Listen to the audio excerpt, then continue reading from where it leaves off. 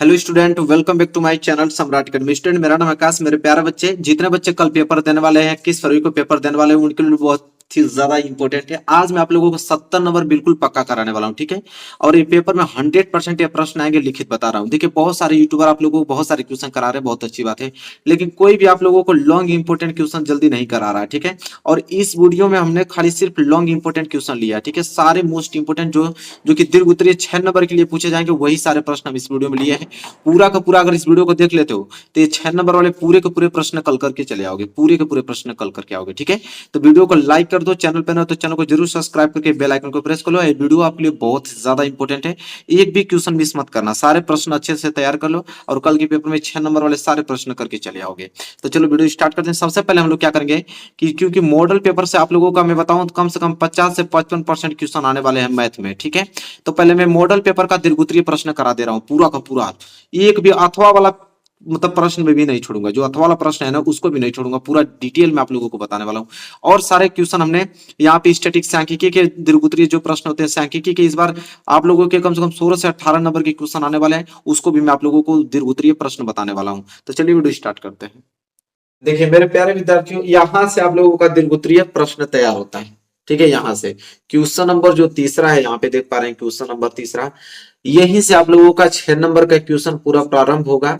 और पूरा का पूरा मैं आप लोगों को डिटेल में सोल्यूशन कराने वाला हूँ, साथ ही साथ आपको बताने वाला हूँ कि रटना नहीं है आप लोगों को सवाल को, तरीका आप लोगों को याद करना है। क्या तरीका होता है इन क्वेश्चन को सॉल्व करने का, तरीका मालूम चल जाएगा तो इसके बेस पे कोई भी क्वेश्चन देगा आप आसानी से कर पाओगे। देखो पहला प्रश्न यहाँ पे दिया है, क्या पहले पढ़ लेते हैं कि निम्न समीकरणों के युग्मों को रैखिक समीकरण के युग्म में बदलकर हल कीजिए। ये जो आपको समीकरण युग्म दिखाई दे रहे हैं, इसको हमें रैखिक समीकरण युग्म में बदलकर हल करना है। इस प्रकार का सवाल आपके एग्जाम में 100% आएगा, इस बात की गारंटी मैं देता हूं, ठीक है। इसको इस प्रकार के प्रश्नों को जरूर तैयार कर लेना। क्या होता है तरीका, मैं इसको मैं सॉल्व करके बताता हूँ, आप लोग कैसे सॉल्व करोगे। देखो दो इक्वेशन दिया है, पहला 10 बटे में एक्स प्लस वाई दे रखा है, ठीक। फिर बीच में प्लस दिया है 2 बटे में एक्स माइनस वाई दे रखा है और बराबर में 4। ये पहला आप लोगों का समीकरण हुआ। दूसरा यहाँ पे लिखेंगे, दिया है 15 बटे में एक्स प्लस वाई और बीच में लगाया हुआ है माइनस, फिर लिखा है 5 बटे में एक्स माइनस वाई और बराबर में माइनस के 2 दे रखा है, ठीक है। इसे हमें रैखिक समीकरण में बदल के हल करना है। क्या होता है मेथड, इसका तरीका सीखिए। देखिए सबसे पहले अगर आपके नीचे एक्स प्लस वाई आ गया और यहाँ पे एक्स माइनस वाई, यहाँ पे भी एक्स प्लस वाई और एक्स माइनस वाई दे दिया, तो सिंपल करते क्या है कि ऊपर एक तो आप लोगों का छिपा होता है, कोई भी संख्या है उसके गुणे में एक तो छिपा ही होता है। इसको क्या मैं इस प्रकार लिख सकता हूं कि यह आपका हो जाएगा 1 गुणे 10 और बटे में हो जाएगा आपका एक्स प्लस वाई। लिख सकता हूं कि नहीं, बिल्कुल लिख सकता हूं। और प्लस इसको मैं क्या लिख सकता हूं, 2 गुणे 1 और बटे में एक्स माइनस वाई, बिल्कुल। बराबर में क्या हुआ है 4, इसको हम 4 उतार देते हैं। इसी प्रकार इसको भी हम लिख सकते हैं कि 1 गुणे 15, ठीक है, और बटे में लिख देंगे एक्स प्लस के वाई और नीचे आपका माइनस, और इसे लिख देंगे 1 गुणे 5 और बटे में हो जाएगा आपका एक्स माइनस के वाई और बराबर के हो जाएगा माइनस के 2 हो जाएगा, ठीक है। यहां तक आप लोगों को क्लियर। चलिए इसके बाद आप लोगों को करना क्या है, देखिए ऊपर 1 और नीचे एक्स प्लस वाई, यहाँ पे भी ऊपर 1 नीचे एक्स प्लस वाई और यहाँ पे ऊपर 1 नीचे एक्स माइनस वाई और यहाँ पे ऊपर 1 नीचे एक्स माइनस वाई। हम क्या करेंगे, लिखेंगे यहाँ पे कि माना, क्या लिखेंगे कि माना ऊपर से 1 ले लेंगे और नीचे ले लेंगे एक्स प्लस वाई, ठीक है। तो लिखेंगे माना 1 बटे एक्स प्लस वाई बराबर हम लोग मान लेंगे ए, ठीक।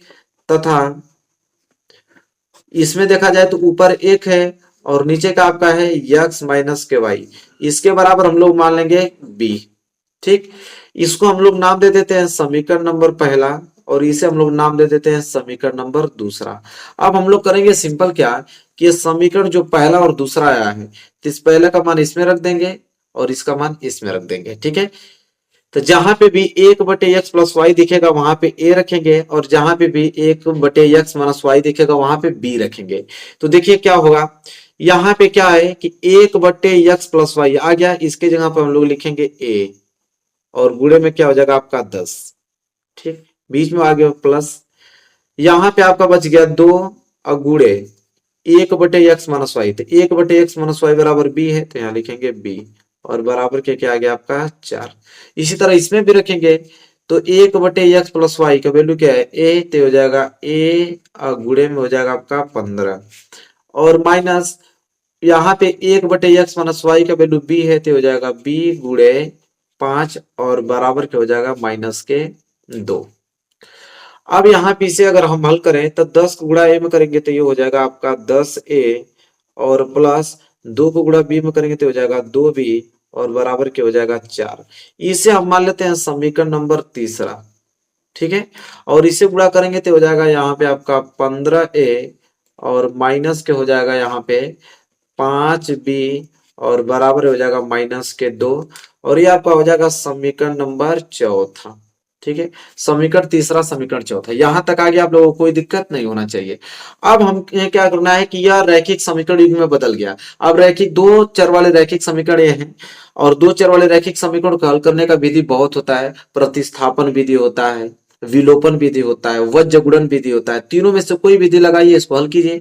तो हालांकि हम लोग यहाँ पे लगा रहे हैं कौन सा विधि, विलोपन विधि। विलोपन विधि में हम लोग क्या करेंगे कि किसी न किसी एक वैल्यू को बराबर करेंगे।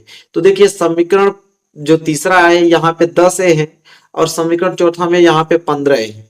अगर मैं यहाँ पे 3 का गुणा कर दूं तो यह 30a हो जाएगा और इसमें 2 का गुणा कर दूंगा तो यह भी 30a हो जाएगा। तो यहाँ पे लिखेंगे हम लोग कि समीकरण 3 में लिखेंगे कि समीकरण 3 में 3 से गुणा करने पर 3 से गुणा करने पर तथा ये जो समीकरण 4 है इसमें 2 का गुणा करने पर तथा समीकरण 4 में 2 से गुणा करने पे 2 से गुणा करने पर, तो चलिए सिंपल कर लेते हैं। तो हमने क्या कहा है यहाँ पे कि समीकरण 3 में 3 का गुणा करना है, तो 3 का गुणा करेंगे तो इस सब में 3 का गुणा होगा, तो ये हो जाएगा 3 दहा में 30a और प्लस 3 दूनी के 6b और बराबर 3 चौको 12। ये होगा, इसका नाम हम लोग रख देते हैं समीकरण नंबर 5वां, ठीक है। और इसमें हम लोग समीकरण चौथा में 2 को गुणा करना है तो ये हो जाएगा 15 दूनी के 30a और माइनस 5 दूनी के 10b बराबर -2 दूनी के 4। इसका नाम रख देते हैं हम लोग समीकरण नंबर 6। ये हो गया समीकरण नंबर 6, ठीक है। यहां तक कंफर्म है, आप लोगों को कोई डाउट नहीं होना चाहिए। अब क्या करेंगे हम लोग कि यहाँ पे भी 30 है और यहाँ पे भी 30 है, लेकिन हालांकि दोनों प्लस में है तो इसलिए हम लोग लिखेंगे घटाने पे। अगर एक प्लस में रहता है एक माइनस रहता तो जोड़ने पे काम बन जाता, लेकिन दोनों प्लस में है तो घटाएंगे।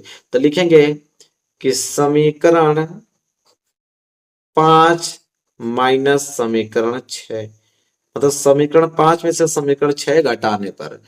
तो यहाँ पे समीकरण 5 लिखेंगे 30a प्लस के 6b बराबर के क्या है 12 और यहाँ पे समीकरण 6 घटाना है तो नीचे लिखेंगे 30a माइनस के 10b और बराबर के -4। ये हमें क्या करना है घटाना है।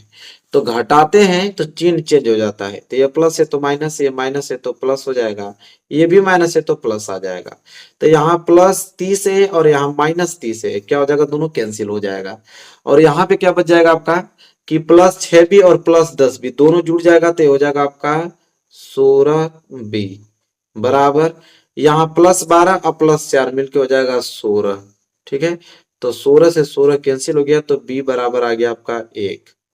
b बराबर क्या आ गया 1 आ गया। अब b का मान किसी भी समीकरण में रख दीजिए, समीकरण 5 में रखिए, समीकरण 6 में रखिए, समीकरण 3 में रखिए, समीकरण 4 में रखिए, किसी में भी रखिए a का वैल्यू मिल जाएगा। तो हम लोग लिखेंगे यहाँ पे, मैं यहाँ पे कर देता हूँ जगह खाली है, मैं लिखूंगा b का मान, क्या लिखेंगे b का मान समीकरण छोटा कौन दिख रहा है 3 दिख रहा है, इसमें रख लेते हैं। समीकरण 3 में रखने पे आपकी मन आप चाहे जिसमें भी रख दो a का वैल्यू मिल जाएगा। तो b का मान समीकरण 3 में रखने पर, जब 3 में रखेंगे तो समीकरण 3 उतारना पड़ेगा, क्या है 10a और प्लस के आपका 2b और बराबर 4 है। तो यहाँ पे हो जाएगा आपका 10a और प्लस के 2 गुणे बी का वैल्यू कितना है जी 1, तो यहाँ पे 1 रख देंगे, बराबर के क्या हो जाएगा 4। तो ये हो जाएगा आपका 10a और प्लस 2 का गुणा 1 में होगा तो 2 बराबर क्या आ जाएगा 4। ठीक है, इसे हल करेंगे तो ये हो जाएगा आपका 10a बराबर 4 प्लस 2 इधर जाएगा तो माइनस के 2। ये हो जाएगा आपका 10a बराबर 4 में से 2 गया तो 2 हो जाएगा। अब यहां से हम a का वैल्यू निकालेंगे तो a बराबर हो जाएगा 2 बटे के कितना 10 हो जाएगा। अगर मैं इसे कटा दूं तो यहां से आ जाएगा 1/5, 2 एकम 2, 2 पाँचे 10, यही ना होगा। तो a बराबर आ जाएगा 1/5। ये आपका a का वैल्यू आ गया 1/5 और b का वैल्यू आ गया 1। अब क्या करना होता है, अब ध्यान सुनिए। अब a और b का मान हम लोग समीकरण जो हमने शुरू में पहला और यह दूसरा माना था, तो यहाँ पे a का मान रखेंगे और यहाँ पे b का मान रखेंगे। ठीक है, तो यहाँ पे नीचे हम लोग यहाँ से लिखेंगे कि a तथा b का मान, क्या लिखेंगे, a तथा b का मान समीकरण 1 तथा समीकरण 2, समीकरण 1 तथा समीकरण 2 में रखने पर, देखिए बहुत अच्छे तरीके से आप लोग लिखेंगे, बहुत पूरा का पूरा नंबर मिलेगा 6 नंबर। तो ए तथा बी का मान समीकरण 1 तथा 2 में रखने पे, अब समीकरण 1 क्या था, तो यह था 1/x प्लस वाई बराबर a था। ठीक, और समीकरण बी क्या था, तो 1/y क्या था, x माइनस वाई बराबर क्या था b था। ठीक है, यही तो था। अब यहाँ पे होगा 1/x प्लस वाई बराबर a का मान कितना आया है 1/5। अब 1/5 रख दीजिए, क्या करना है, तो 1/5 हमने यहाँ पे रख दिया। इसी तरह यहाँ पे b का वैल्यू रखना पड़ेगा, b का वैल्यू कितना आया है 1 आया है, तो रख देते हैं, तो ये हो जाएगा 1/x माइनस वाई बराबर b का वैल्यू कितना आया है 1। अब इसको हल करेंगे तो देखिए x प्लस वाई का गुणा 1 में होगा तो आएगा x प्लस वाई बराबर 5 को गुणा 1 में होगा तो हो जाएगा आपका 5। इतना तो क्लियर है। इसके बाद इसके नीचे कुछ नहीं, तो 1 मान लो, x माइनस वाई को गुणा 1 में करोगे तो क्या आएगा x माइनस वाई, अब बराबर 1 को गुणा 1 में करोगे तो कितना आएगा 1 आएगा। अब करना क्या है कि समीकरण कहां तक मान चुके थे, समीकरण 6 तक, तो इसको समीकरण 7 मान लो, इसको समीकरण 8 मान लो। क्या करना है, अब इसको हल करो, तो यहाँ पे देखो प्लस वाई है और यहाँ पे माइनस वाई, जोड़ने पे काम चल जाएगा। तो लिखेंगे कि समीकरण 7 और प्लस समीकरण 8, समीकरण 7 और समीकरण 8 जोड़ेंगे, तो जोड़ेंगे तो ये हो जाएगा आपका x प्लस वाई बराबर 5, इसमें जोड़ना है x माइनस वाई बराबर कितना 1। जोड़ेंगे तो plus Y minus Y cancel हो जाएगा, ये हो जाएगा यहाँ से 2x बराबर 5, 1 6 हो जाएगा। यहाँ से मैं x निकालूं तो x बराबर आ जाएगा 6/2, काटेंगे तो x बराबर आ जाएगा 3। अब x बराबर 3 आ गया। अब x का मान चाहो तो समीकरण 7 में रख दो, चाहो तो समीकरण 8 में रख दो। तो लिखेंगे, अब यहाँ पे जगह बचा है यहाँ पे लिख देते हैं। ठीक है, लिखेंगे x का मान, क्या लिखेंगे, x का मान समीकरण किसी में भी रख दो, चाहे तो 7 में रख दो चाहे तो 8 में, हालांकि मैं 7 में रख देता हूं। x का मान समीकरण 7 में रखने पर, समीकरण 7 में रखने पर, चलो 7 में रख देते हैं। तो 7वां समीकरण क्या है, x प्लस वाई बराबर 5, यही तो है। तो x बराबर 3 आया है ना, तो x की जगह 3 रखेंगे, 3 प्लस वाई बराबर क्या रख देंगे 5। तो यहाँ से y बराबर क्या आ जाएगा 5 प्लस 3 उधर जाएगा तो -3, तो y बराबर क्या आ जाएगा 2, y बराबर 2 आ गया और x बराबर 3, यह होगा लास्ट में आंसर।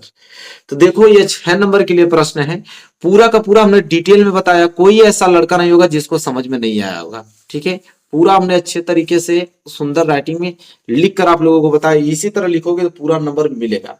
ठीक है, चलो क्वेश्चन नंबर अगला बढ़ते हैं। ये वाला प्रश्न हो गया ना, आगे जब देखोगे तो यहाँ पे अथवा करके दिया है, कह रहा है कि या तो तीसरा प्रश्न कर दो या तो अथवा करके एक प्रश्न और दिया है इसको कर लो, तो इसको भी करेंगे हम लोग, पूरा का पूरा करने वाले हैं। चलो इसको करते हैं।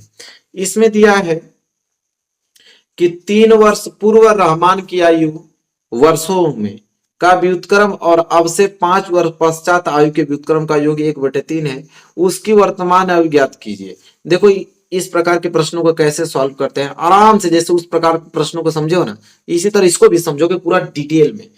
ठीक है, मैं आपको बताता हूँ, पूरा समय देना आप लोग, अच्छे तरीके से सारे प्रश्न क्लियर हो जाएंगे और लगाने का मेथड भी मालूम चल जाएगा। देखो एज वाला कोई भी क्वेश्चन आ जाए, मैं आप लोगों को बता रहा हूँ, एज वाला यहाँ पे लिख देता हूं मैं, एज वाला कोई भी क्वेश्चन आ जाए, उसका एक ही तरीका होता है लगाने का, उसको फॉलो करना, पूरा का पूरा आंसर सही आएगा। देखो क्या बोला है, 3 वर्ष पूर्व रहमान की आयु का व्युत्क्रम और अब से 5 वर्ष पश्चात आयु के व्युत्क्रम का योग जो 1/3 है, उसकी वर्तमान में ज्ञात कीजिए। किसकी बात हो रही है, सिर्फ रहमान की बात हो रही है, सिर्फ किसकी बात हो रही है, रहमान की बात हो रही है। तो सबसे पहले यहाँ पे एक नाम लिखोगे, क्या आप, रहमान, क्या लिखोगे, रहमान लिखोगे। ठीक, अगर दो लोगों की बात होती तो दो लोगों का नाम लिखते हैं, हालांकि एक लोगों की बात हुई है रहमान की, रहमान लिखेंगे। ठीक है, इसके बाद एक कॉलम बनाएंगे, एक कॉलम बनाना। ठीक है, और जो पहला कॉलम रहेगा वो आपका वर्तमान आयु का रहेगा, किसका, वर्तमान आयु। जब तक वर्तमान आयु नहीं मालूम रहेगा तब तक आगे और पीछे की आयु नहीं बता सकते हैं। तो सर्वप्रथम पहला कॉलम वर्तमान आयु का ही रहता है, चाहे ये वाला कोई भी क्वेश्चन आ जाए। ठीक है, इसके बाद पढ़ते हैं कितने वर्ष पहले की बात की गई है, कितने वर्ष बाद की। तो पहला में लिखा है कि 3 वर्ष पूर्व रहमान की आयु, कितने वर्ष की बात हो रही है, 3 वर्ष, तो लिखेंगे 3 वर्ष पूर्व, क्या लिखेंगे, 3 वर्ष पूर्व आयु। ठीक, इसके बाद पढ़ेंगे और आगे क्या दिया है, व्युत्क्रम और अब से 5 वर्ष पश्चात, 5 वर्ष बाद की आयु दिया है, तो लिखेंगे 5 वर्ष बाद। ठीक है, इतना पढ़कर पहले कॉलम बना लेते हैं। ठीक है, यही 3 चीज होती है, एक तो वर्तमान आयु, फिर देखेंगे कितने वर्ष पहले की बात हुई है, कितने वर्ष बाद की बात हुई है, पूरा का पूरा कॉलम इतना सेट कर लेते हैं। इसके बाद देखो क्या करना होता है, रहमान की वर्तमान आयु पूछा है, रहमान की वर्तमान आयु हमको मालूम नहीं है, तो जो आयु नहीं मालूम है इसको आयु को हम लोग मान लेंगे यक्स। माना कि रहमान की वर्तमान आयु यक्स है, तो रहमान की वर्तमान आयु अगर यक्स, तो 3 वर्ष पूर्व उसकी आयु कितनी रही होगी, तो यक्स-3 रही होगी, सिंपल। अगर वर्तमान आयु यक्स है तो 5 वर्ष बाद उसकी आयु कितना हो जाएगा, तो यक्स+5 हो जाएगा। ठीक, तो पूरा का पूरा एज निकल गया कि 3 वर्ष पूर्व x-3 वर्ष का रहा होगा, 5 वर्ष बाद कितना करा जाएगा, तो x+5 वर्ष का हो जाएगा। अब क्वेश्चन को पढ़ो, क्वेश्चन क्या बोला उसके अनुसार पूरा हैंडल कर लोगे। क्या बोला है कि 3 वर्ष पूर्व रहमान की आयु, तो 3 वर्ष पूर्व रहमान की आयु क्या है यह, तो 3 वर्ष पूर्व रहमान की आयु का व्युत्क्रम, तो भाई इसका व्युत्क्रम करना पड़ेगा, तो x-3 का व्युत्क्रम करोगे तो नीचे एक होता है, तो एक कहाँ चला जाएगा, ऊपर। यहाँ पे हेडिंग डालोगे प्रश्नानुसार, क्या डालोगे, प्रश्नानुसार, आप हेडिंग डाल लेना, प्रश्नानुसार। ठीक, फिर शुरुआत करोगे, कह रहा 3 वर्ष पूर्व रहमान की आयु का व्युत्क्रम, तो इसका व्युत्क्रम क्या हो जाएगा, 1/(x-3) हो जाएगा। ठीक, फिर क्या बोला है, और अब से 5 वर्ष पश्चात आयु, तो 5 वर्ष पश्चात आयु यह है, तो 5 वर्ष पश्चात आयु का व्युत्क्रम, इसका भी व्युत्क्रम करना है, तो इसका व्युत्क्रम हो जाएगा 1/(x+5). फिर इन दोनों का योग, इन दोनों का योग कितना दिया हुआ है, 1/3 है, तो इन दोनों का योग जोड़ेंगे तो हो जाएगा 1/3। अब यही सिचुएशन आप लोगों को बनानी थी, अब तो यहाँ पे इक्वेशन बन गया, अब तो इसको सिर्फ सॉल्व करना है। मेन काम होता है इसको डायग्राम को बनाना, डायग्राम बन गया तो यहाँ से इक्वेशन को सॉल्व करना कितना आसान होता है, कैसे सॉल्व करना है देख लो। तो सिंपल करना क्या पड़ेगा हम लोगों को, यहाँ पे एलसीएम लेना पड़ेगा। एलसीएम हो जाएगा आपका x-3 और एक एलसीएम हो जाएगा आपका x+5 हो जाएगा।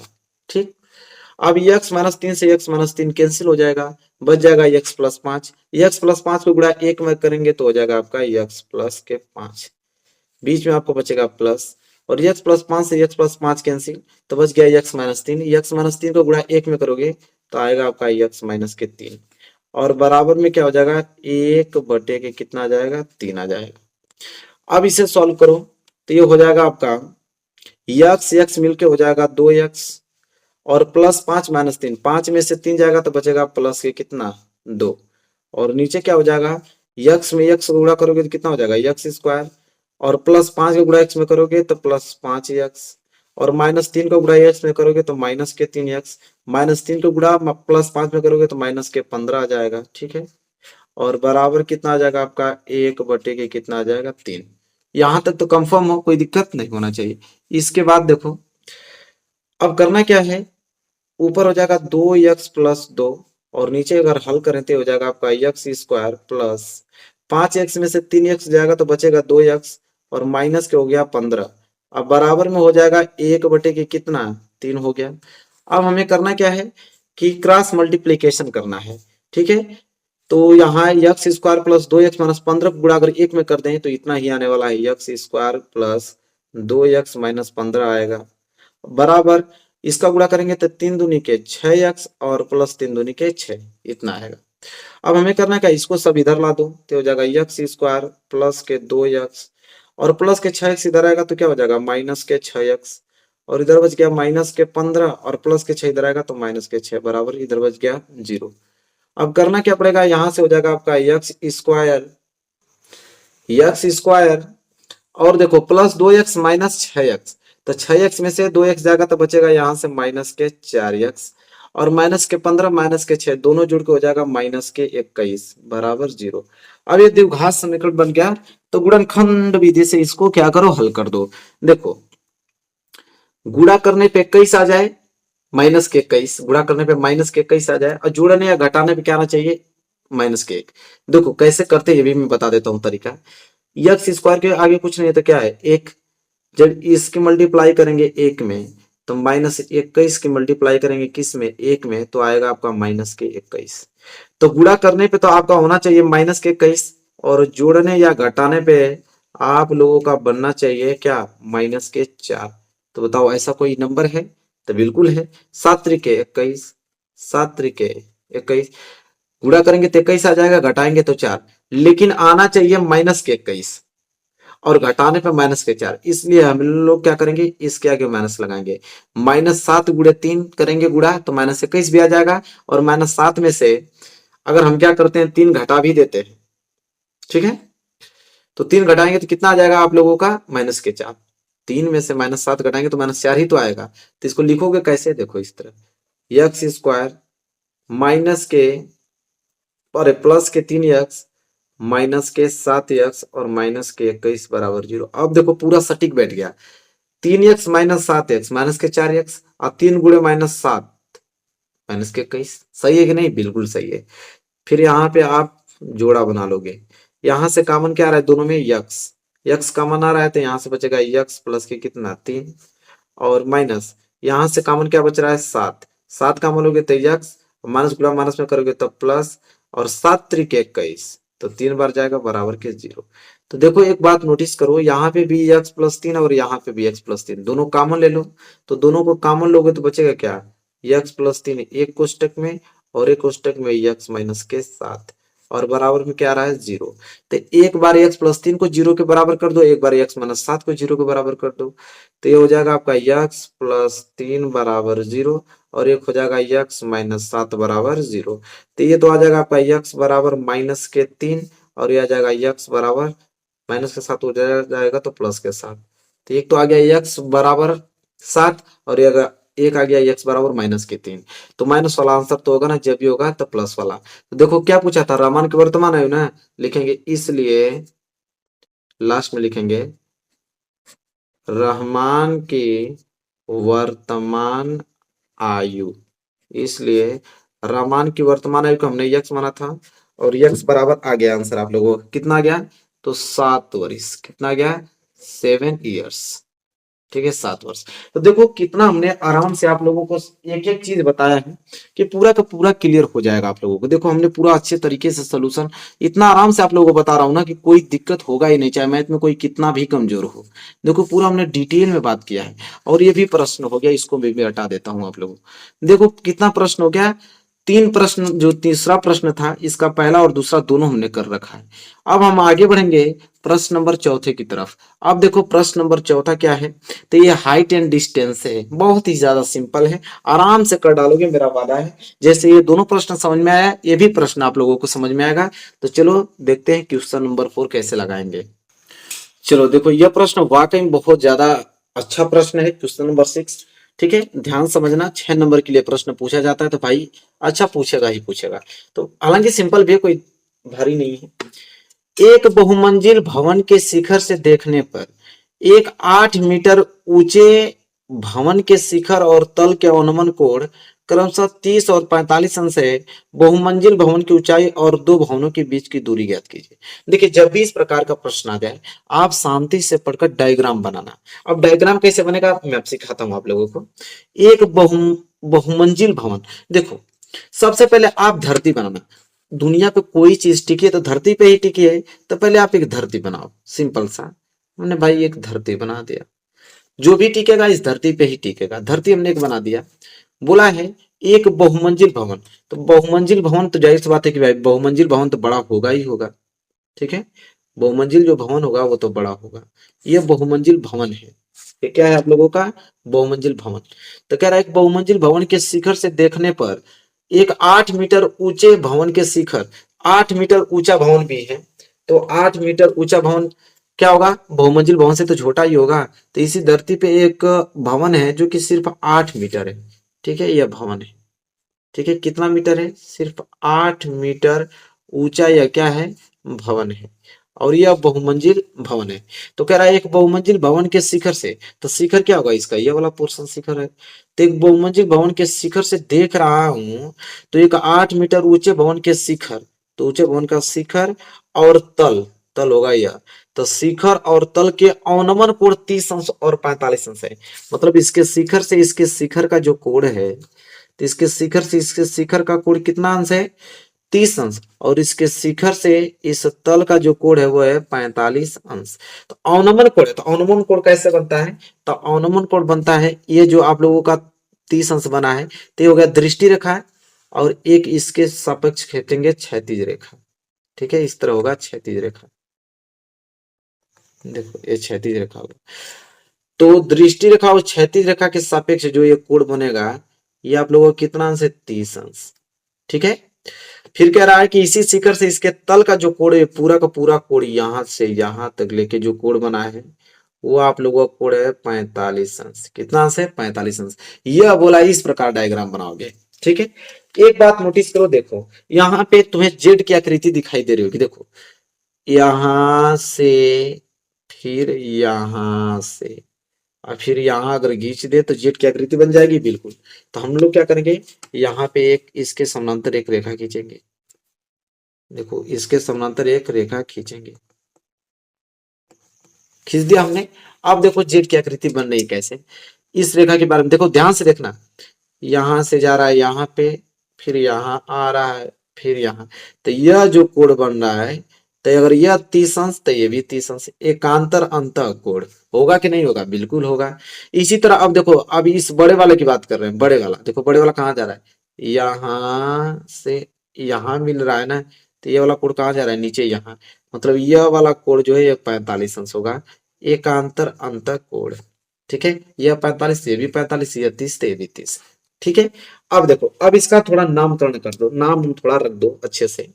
इसका नाम हमने ए रख दिया, इसका नाम हमने एम रख दिया, इसका नाम हमने बी रख दिया, इसका नाम मैं कुछ भी रख देता हूँ, क्यू रख देता हूँ, आपकी मर्जी। इसका नाम क्या रख दिया जाए? पी रख दिया जाए। ठीक है, जो भी आपको सुटेबल नाम हो आप नाम रख सकते हो। ठीक है, नाम हमने रख दिया। अब देखो ध्यान से, पूछा है बहुमंजिल भवन की ऊंचाई, बहुमंजिल के पूरी भवन की ऊंचाई पूछा है। ए बी की दूरी पूछा है, पूरा ऊंचाई, और क्या है? दो भवनों के बीच की दूरी, मतलब बी और क्यू, ये जो भवन है और यह दोनों कितने दूरी पे है। तो हमें दूरी नहीं मालूम है, तो हम लोग दूरी मान लेते हैं भाई, हम लोग को ज्ञात कर रहा है, दूरी हमको मालूम नहीं, हम मान लेते हैं कि दूरी यक्स है। ठीक है, हमने कहा लिया यक्स मीटर दूरी है भाई, मान लिया, हमको ज्ञात करना है। अगर एक बात देखो, अगर यह 8 है तो ये यहां तक भी तो 8 ही होगा, जरूर होगा। अगर यह 8 मीटर है तो ये भी 8 मीटर होगा कि नहीं होगा? बिल्कुल। और यह दूरी हमको मालूम नहीं, तो इस दूरी को हम यच मान लेते हैं। क्या मान लेंगे? यच मान लेंगे। ठीक है, ध्यान समझना, यच मान लिया। अब देखो कैसे निकालेंगे, हमें चाहिए ए बी की दूरी और हमें चाहिए बी क्यू की दूरी। यह हमारा बहुमंजिल भवन की ऊंचाई हो जाएगी, यह दो भवनों के बीच की दूरी हो जाएगी। तो देखो यहाँ पे ध्यान से देखना, तो दो त्रिभुज बनता हुआ दिखाई देगा आपको, दो त्रिभुज। ध्यान से नोटिस करना, देखो एक बन रहा है त्रिभुज, कौन सा? A M P. देखो बन रहा है कि नहीं? ए एम पी, एक त्रिभुज बन रहा है ए एम पी। ठीक, तथा एक त्रिभुज और बनना है, देखो ध्यान से, ए बी क्यू। क्या बनना है? ए बी क्यू, लिखेंगे ए बी क्यू। ठीक है, ये दो त्रिभुज बनना है, इन्हीं दोनों त्रिभुजों से ये पूरा क्वेश्चन हल हो जाएगा। ठीक है, पहले हम लोग इस वाले त्रिभुज में चलते हैं। किस वाले त्रिभुज में? तो त्रिभुज ए एम पी में। अब ए एम पी में आप लोग नोटिस करो तो देखो एक चीज, छोटा वाला त्रिभुज ए एम पी में, तो अगर यह एक्स है तो ये भी क्या हो जाएगा आपका यक्स, होगा कि नहीं होगा? बिल्कुल। अगर ये पूरी दूरी यक्स है तो ये भी क्या हो जाएगा यक्स हो जाएगा। ठीक, तो यहाँ पे एक चीज देखो, हमें यच चाहिए, हमें यहाँ से ए एम चाहिए एच, तो यहाँ पे दिया क्या है? एक आधार और एक लंब, एक आधार एक लंब, तो लंब बटे आधार किस में होता है? तो टेन थीटा में होता है। ठीक है, तो यहाँ पे लिखेंगे टेन, और थीटा, थीटा कितना है? तो थीटा यहाँ पे पी है, तो लिखेंगे टेन पी, तो लिखेंगे टेन पी, टेन पी बराबर क्या आता है? लंब और बटे में आधार, लंब बटे आधार। देखो दो चीज चाहिए हमें, आधार दिया है यक्स और लंब दिया है, तो इन्हीं दोनों में कंपैरिजन करेंगे ना। क्या? लंब बटे आधार, तो लंब बटे आधार होता है टेन में, तो टेन यहाँ पे पी, टेन पी बराबर लंब बटे आधार। कितना सिंपल है, देख रहे हो? अब देखो टेन पी, ध्यान से समझना, तो टेन पी, पी का वैल्यू कितना अंश है? 30 अंश। देखो पी का वैल्यू कितना अंश है? 30, तो यहाँ क्या लिखोगे? 30 अंश बराबर लंब, देखो लंब क्या है यहाँ पे? तो लंब यहाँ पे एच है, लंब क्या है? एच, अब बटे आधार क्या है? तो आधार यक्स है, तो यहाँ लिखेंगे यक्स। ठीक है, अब देखो टेन 30 अंश का वैल्यू कितना होता है? एक बटे करड़ी में तीन होता है, तो लिखोगे एक बटे करड़ी में तीन बराबर यच बटे एक्स। ठीक है, अब यहां से तुम यक्स का वैल्यू निकाल सकते हो, यक्स गुणा एक में होगा तो हो जाएगा एक्स बराबर एच। ठीक है, करड़ी में तीन, यही तो होगा। चाहे इसको ऐसे लिख सकते हो अच्छे से, यक्स बराबर करड़ी में तीन यच, ऐसे लिख सकते हो। यह यक्स का वैल्यू आ गया भैया, इसको आप समीकरण नंबर एक नाम दे दो। अब बारी आती है त्रिभुज दूसरा में जाएंगे, त्रिभुज ए बी क्यू में। ठीक है, अब लिखेंगे यहाँ पे त्रिभुज ए बी क्यू में। अब एक चीज नोटिस करो, अब हम ए बी क्यू में देख रहे हैं, तो एक चीज देखो, आप लोगों को स्पष्ट दिख रही होगी वो चीजें, मैं भी देख पा रहा हूँ। ए बी क्यू में, ए बी क्यू में देखो आधार और लंब, तो आधार और लंब किस में होता है? फिर टेन, तो लिखेंगे टेन। अब पी नहीं लेंगे, क्या लेंगे? क्यू लेंगे, क्योंकि इस बड़े वाले त्रिभुज की बात, बड़े वाले त्रिभुज क्या है? कोण 45 अंश, जो कि क्यू है, तो लिखेंगे टेन क्यू, तो टेन क्यू बराबर फॉर्मूला तो वही रहेगा, लंब बटे के क्या? आधार, लंब बटे के आधार ही फॉर्मूला आप लोगों का रहेगा। ठीक है, यहां से इसको अगर करें तो हो जाएगा टेन क्यू, क्यू का वैल्यू कितना है? 45 अंश, तो लिखेंगे 45 अंश बराबर लंब कितना है जी? तो लंब देखो ध्यान से, लंब, लंब तो पूरा ए बी होगा ना, लंब ये पूरा बड़े त्रिभुज के ले रहे हैं तो ए बी होगा, तो ए बी क्या आ रहा है? एच प्लस आठ, एच प्लस आठ पूरा लंब हो जाएगा, तो लिखोगे एच प्लस आठ लंब, अब बटे में आधार, आधार तो वही आपका एक्स है, तो क्या लिखोगे? एक्स लिखोगे। ठीक है, अब टेन 45 अंश का वैल्यू कितना होता है? एक, तो एक बराबर कितना हो जाएगा? एच प्लस के आठ और बटे में एक्स। ठीक है, अब यहाँ पे यक्स गुणा एक में करोगे तो हो जाएगा एक्स बराबर एच प्लस एट। अब यहाँ यक्स, जो यक्स का वैल्यू करड़ी में तीन एच है, यहाँ पे रख दो यक्स की जगह, तो यक्स की जगह हम लोग लिख देंगे करड़ी में तीन एच और बराबर एच प्लस के क्या? आठ। ठीक है, अब यहाँ से मिलेगा क्या? करड़ी में तीन एच, यह प्लस एच इधर आएगा तो माइनस एच, और बराबर इधर बच जाएगा आपका आठ। यहाँ से मैं एच कॉमन ले सकता हूँ, बिल्कुल एच कॉमन लूंगा तो हो जाएगा आपका करड़ी में तीन माइनस एक, एच चला गया तो एक ही बचेगा, बराबर के आठ। अब यहाँ से हम कर क्या सकते हैं कि यहाँ से हम एच की वैल्यू निकाल देंगे, एच बराबर क्या हो जाएगा? आठ बटे करड़ी में तीन माइनस एक होगा। अब यहाँ पे हम लोग परिमेयकरण कर देंगे, क्योंकि हर में कोई परिमेय अपरिमेय संख्या नहीं होनी चाहिए, हर में जब भी अपरिमेय संख्या आ जाए तो उसे परिमेयकरण करते हैं, तो गुणा कर देंगे करड़ी में तीन प्लस एक और करड़ी में तीन प्लस एक। परिमेयकरण ऐसे ही तो करते हैं, हर में जो दिया होता है उसको बस चिन्ह चेंज करके ऊपर नीचे गुणा कर देते हैं, तो यहाँ से एच बराबर क्या निकलेगा? तो ऊपर तो आप लोगों का आ जाएगा आठ करड़ी में तीन प्लस एक, और नीचे क्या हो जाएगा आप लोगों का? देखो ए प्लस बी ए माइनस बी, फॉर्मूला बन गया ना, ए प्लस बी ए माइनस बी क्या होता है? ए स्क्वायर माइनस बी स्क्वायर, तो ए स्क्वायर मतलब क्या हो जाएगा यहाँ पे? करड़ी में तीन का स्क्वायर माइनस के एक का स्क्वायर हो जाएगा, तो इसे हल होगा तो ये हो जाएगा आपका एच बराबर आठ कोष्टक में करड़ी में तीन प्लस एक, और नीचे हो जाएगा करड़ी में तीन का स्क्वायर करोगे तो तीन माइनस एक का स्क्वायर करोगे तो एक, अब इसे हल करोगे तो आ जाएगा h बराबर 8, करड़ी में 3 प्लस 1 और बटे में 3 में से गया तो 2, कटाओगे तो 2 चौको 8, 4 बार कट जाएगा, तो हो जाएगा h बराबर 4 और करड़ी में 3 प्लस 1, ठीक है, इतना मीटर। अब ये क्या आ गया, ऊंचाई, h का वैल्यू आ गया, किसका वैल्यू आ गया, h का वैल्यू आ गया, वैल्यू किसका निकला, h का, ठीक है, एच मतलब ऊंचाई। तो ये किसकी ऊंचाई है, पूरी की पूरी ऊंचाई की बात कर रहा है, पूरी ऊंचाई, हमने दोनों मिला के किया था ना, तो ये पूरी ऊंचाई की बात कर रहा है। तो बहुमंजिल की ऊंचाई जो एच है वो आ गया भैया, कितना आ गया, तो आ गया आपका 4 करड़ी में 3 प्लस 1 मीटर आ गया। Doubt clear. और एक प्रश्न और तो पूछा था हमसे, क्या पूछा था, देखो हमसे प्रश्न पूछा था यह कि बी क्यू की बी दूरी बताइए।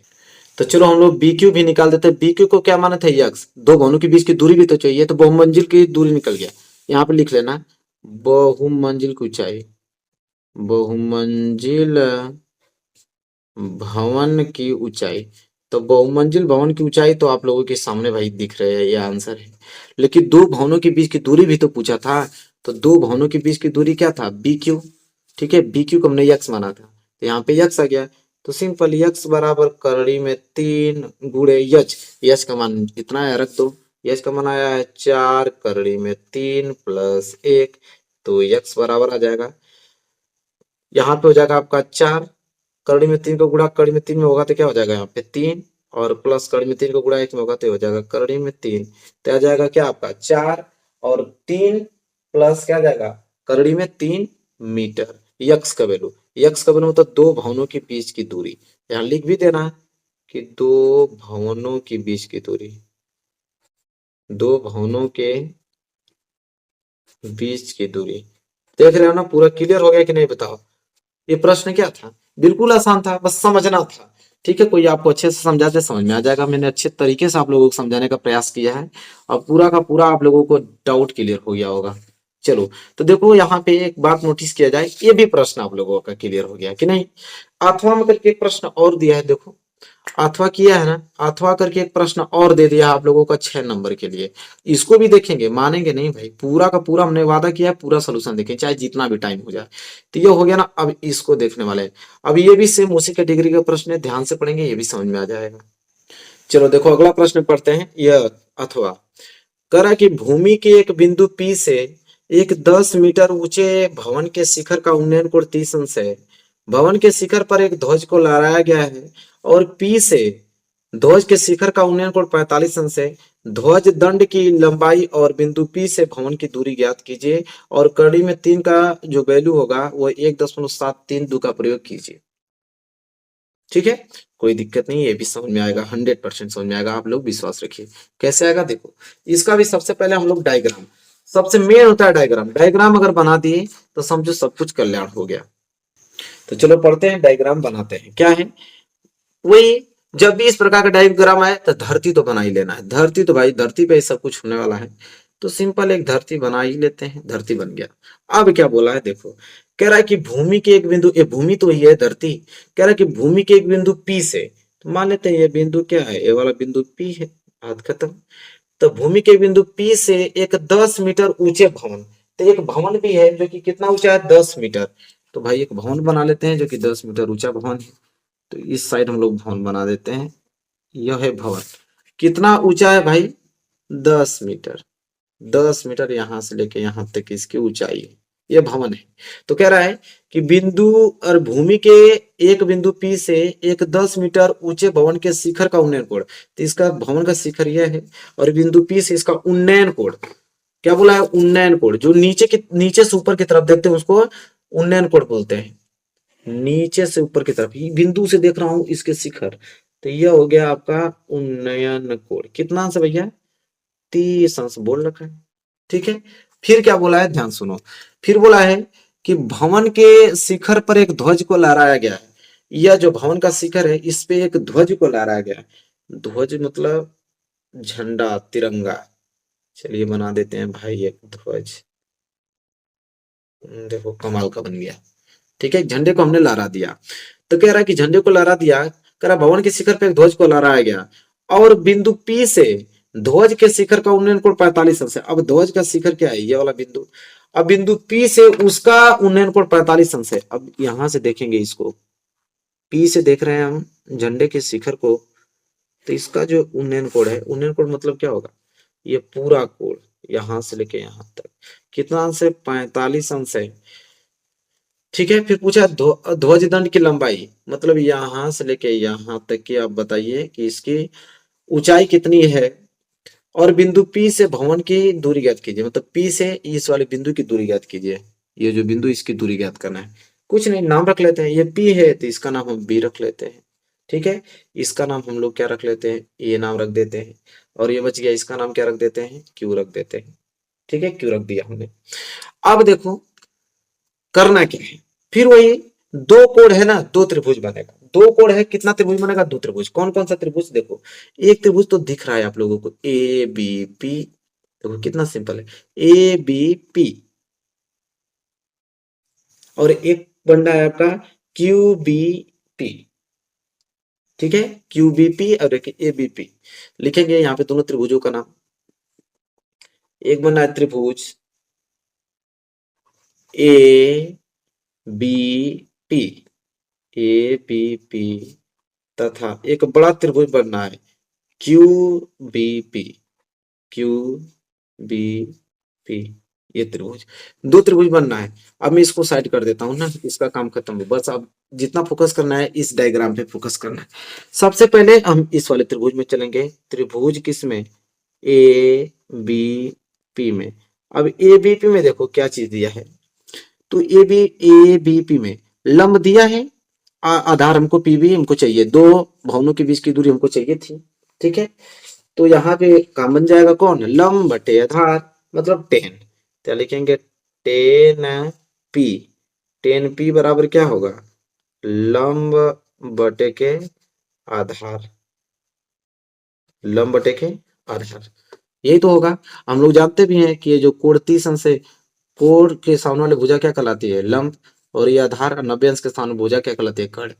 तो 10 पी बराबर लंब बटे आधार, तो लिखेंगे यहाँ पे 10, अब पी का वैल्यू कितना है जी, छोटा वाला त्रिभुज नहीं है तो 30 अंश, 30 अंश का कोण है, बराबर लंब कितना है, ए बी, आधार कितना है, पी बी।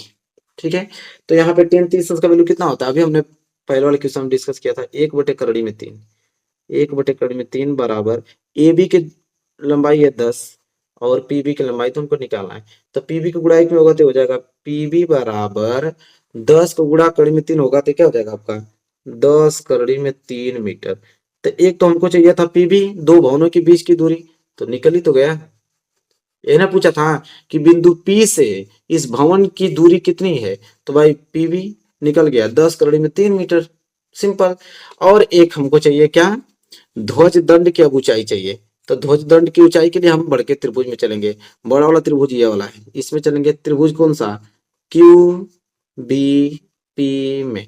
अब क्यू बी पी में देखो, क्यू बी पी में इसमें भी ये पूरा लंब है और ये आधार। आधार तो हमको मालूम चली गया कितना आया, 10 कड़ी में 3 आया है, अभी देखें 10 कड़ी में 3 आया आधार। तो आधार और लंब, तो लंब बटे आधार उसमें 10 में ही होता है, तो लिखेंगे 10 पी। यहाँ पे भी पी ही रहेगा लेकिन कोण 45 अंश वाला लेंगे क्योंकि बड़ा त्रिभुज ले रहा हूं। तो 10 पी बराबर फॉर्मूला वही होगा, लंब बटे के कितना, आधार।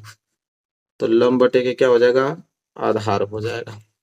तो ये हो जाएगा 10 पी, मतलब बड़ा वाला त्रिभुज ले रहा हूं तो 45 अंश बराबर लंब कितना हो जाएगा, लंब मतलब क्यू बी। और क्यू बी किससे मिलके बना है, तो एक ए क्यू से और प्लस दूसरा ए बी, दोनों के जोड़ने से मिलके बनेगा। और बटे में आधार क्या आपका पी बी है। अब देखो 10 45 अंश, 10 45 अंश का वैल्यू सिंपल 1 होता है, बराबर ए क्यू का वैल्यू तुमको निकालना है क्योंकि ध्वज दंड की जो लंबाई है वो तो आपका ए क्यू ही तो है, ये तो निकालना है। और प्लस ए बी तुमको दे रखा है, देखो डायग्राम में कितना भी दिया है 10 मीटर, तो हो जाएगा 10। और बटे में पीबी का वैल्यू अभी जस्ट निकला है यहाँ पे 10 कड़ी में 3 निकला है। तो 10 कड़ी में 3 को गुणा 1 में होगा तो उतना ही आएगा, 10 कड़ी में 3 आएगा, बराबर ये हो जाएगा ए क्यू प्लस 10। अगर हम इधर ए क्यू का वैल्यू निकालें तो ये प्लस इधर जाकर माइनस हो जाएगा, मतलब 10 कड़ी में 3 माइनस के क्या हो जाएगा 10 आ जाएगा। ठीक है, अब करना क्या सिंपल, 10 कॉमन ले सकते हो, ले लो कॉमन, ठीक है।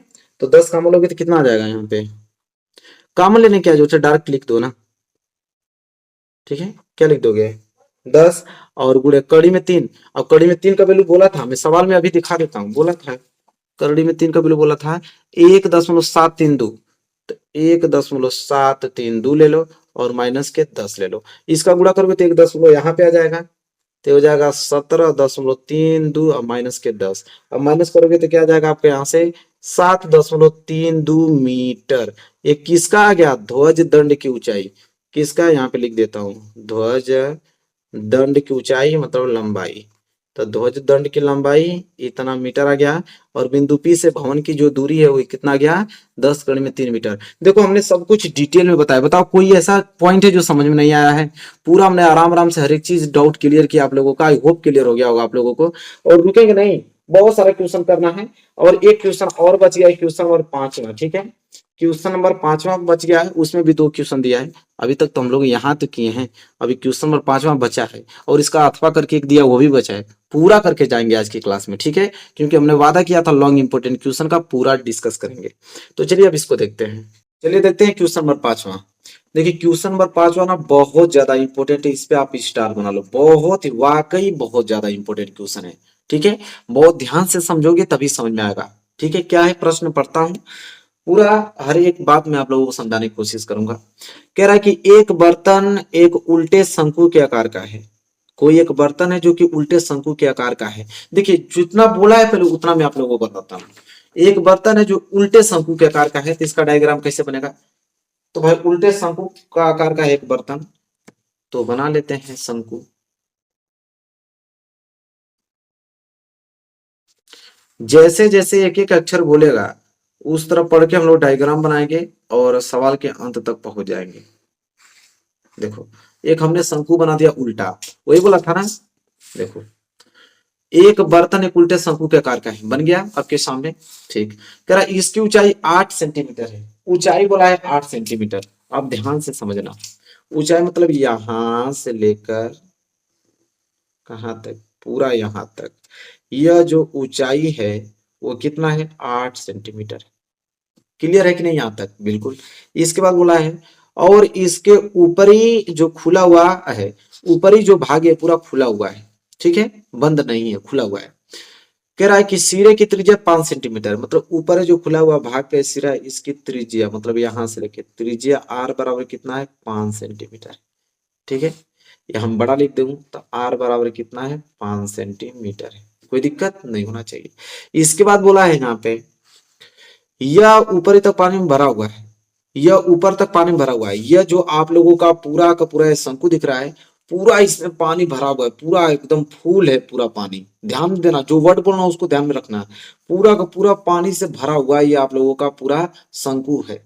इसके बाद देखो यहां तक हो गया, फिर बोला है जब इस बर्तन में शीशे के कुछ, देखो कह रहा है कि जब इस बर्तन में शीशे की कुछ गोलियां जिनमें प्रत्येक 0.5 सेंटीमीटर त्रिज्या वाला एक गोला है डाली जाती है, तो इसमें से भरे हुए पानी का 1/4 भाग बाहर निकल जाता है।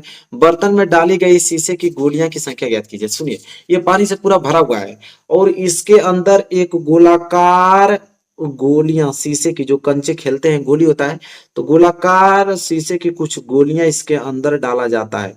तो ये बताओ कि पानी पूरा का पूरा भरा हुआ है और इसमें कुछ गोलेकार गोली तुम डालोगे, तो जितना गोली डालोगे उतना पानी बाहर निकलेगा कि नहीं, बिल्कुल निकलेगा, क्योंकि पानी पूरा नकानक भरा हुआ है, पूरा फुल पानी भरा हुआ है। और इसमें कुछ तुम गोली के कंचे डालोगे, तो गोलियां डालोगे तो पानी कुछ ना कुछ निकलेगा कि नहीं, निकलेगा। लेकिन पानी कितना निकल रहा है ये भी बताया है, कह रहा है कि पानी निकल रहा है इस पूरे जितना भरा हुआ पानी है ना उसका 1/4 पानी, 1/4 भाग बाहर निकल जा रहा है। तो कह रहा है कि बर्तन में डाली गई शीशे की गोलियों की संख्या बताइए। कह रहा है कि कितना गोली अंदर डाला हूं कि इसका पूरे के पूरे पानी का 1/4 भाग पानी बाहर निकल जा रहा है, बताओ कितना गोली डाला हूं, यह पूछ रहा है हमसे सवाल में। और कह रहा है कि यह जो गोली है इस गोली का त्रिज्या मान लेते हैं कैपिटल आर है, तो क्योंकि इसको स्मॉल आर मान लिया तो इसको कैपिटल आर मान लेता हूं। कैपिटल आर बराबर दिया है 0.5 सेंटीमीटर, ठीक है, जो गोली की त्रिज्या है वो 0.5 सेंटीमीटर त्रिज्या दिया है, इतना हमको नॉलेज में दिया हुआ है। अब पूछ रहा है कितना हमने गोली इसमें डाला है, गोलियों की संख्या पूछ रहा है। तो देखो सबसे पहले करना क्या है, सबसे पहले सिंपल एक चीज यहाँ पे लिखोगे, क्या लिखोगे, आराम समझना, क्वेश्चन बहुत ज्यादा तगड़ा है। लिखेंगे कि माना शंकु की त्रिज्या, माना शंकु की त्रिज्या, तो शंकु की त्रिज्या हमने स्मॉल आर माना है, स्मॉल आर बराबर कितना है 5 सेंटीमीटर, तथा तथा गोली की त्रिज्या, जो गोला है लिखो, गोले की त्रिज्या, जो ये गोला कंचा डाला हूं, गोली डाला हूं ना तो गोली लिख दो, गोली की त्रिज्या, तथा गोली की त्रिज्या हमने कैपिटल आर माना है, जो कि कितना है जी 0.5 सेंटीमीटर है। ठीक है, इतना पॉइंट लिखना पड़ेगा।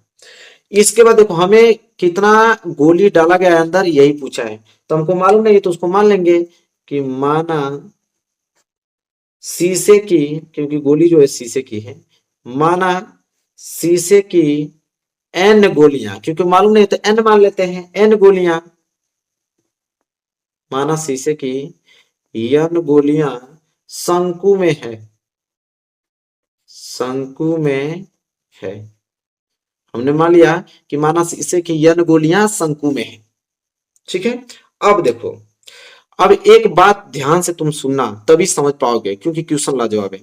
अब बताओ पानी नकानक भरा हुआ था, तो इसमें जितना गोली में अंदर डालूंगा, मान लो एन गोली डाला, तो एन गोली अंदर डाला, तो जितना एन गोली का आयतन होगा वह बराबर होगा जितना बाहर पानी निकला होगा, क्योंकि जितना आयतन का गोली अंदर डालूंगा उतने ही आयतन का बाहर पानी निकलेगा। तो हम लोग लिखेंगे कि जो एन गोली का आयतन है, ठीक है, वह बाहर निकले हुए पानी के आयतन के क्या होगा, बराबर होगा, ये बात तो तय है। ठीक है, तो लिखेंगे यहाँ पे इस बात को हम लोग लिखेंगे कि शीशे, लिखेंगे कि शीशे की गोलियों का आयतन, शीशे की गोलियों का आयतन,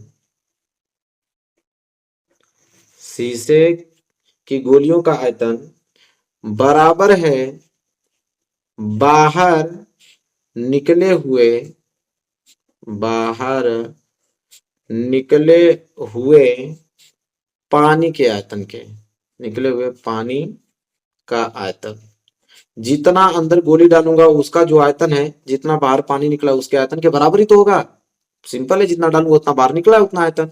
चलो अब देखो शीशे की गोलियों का आयतन कितना होगा, तो शीशे की गोली हम टोटल एन माने हैं, तो एन गुणे, अगर एक गोली का आयतन निकल जाता तो उसमें एन को गुणा करूंगा तो सबका निकल जाएगा, तो एन गुणे एक गोली का आयतन, एन गुणे एक गोली का आयतन, क्योंकि एक गोली का आयतन अगर हमको मालूम चल गया तो एन का गुणा कर दूंगा तो सभी एन गोलियों का आयतन निकल जाएगा, बराबर बाहर निकले हुए पानी का आयतन, तब बाहर जो पानी निकला है वह 1/4 भाग निकला है किसका, शंकु के आयतन का, क्योंकि सवाल में बोला था कि शंकु के आयतन मतलब पूरा हुआ, जो पूरा भरा हुआ पानी है, तो पूरे भरे हुए पानी का 1/4 भाग तो बाहर निकला है, तो पूरा भरा हुआ पानी किस आकार का, शंकु का, तो लिखेंगे 1/4 गुणे शंकु के आयतन, क्योंकि शंकु के आयतन का जितना पानी है बाहर कितना निकला है, इसका 1/4 भाग बाहर पानी निकला हुआ है, ये बोला था। अब देखो यहाँ पे क्या हो जाएगा, तो ये हो जाएगा एन गुणे गोली का आयतन, गोली मतलब गोला हुआ, तो गोला का आयतन क्या होता है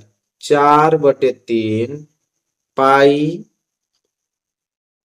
आर क्यूब, मैंने कैपिटल आर लिया है क्योंकि गोला का त्रिज्या हमने कैपिटल आर माना था, देखो गोला का त्रिज्या हमने कैपिटल आर माना था, बराबर है 1/4 शंकु का आयतन, और शंकु का आयतन क्या होता है, शंकु का आयतन होता है पाई आर स्क्वायर एच, शंकु का आयतन क्या होता है पाई आर स्क्वायर एच होता है।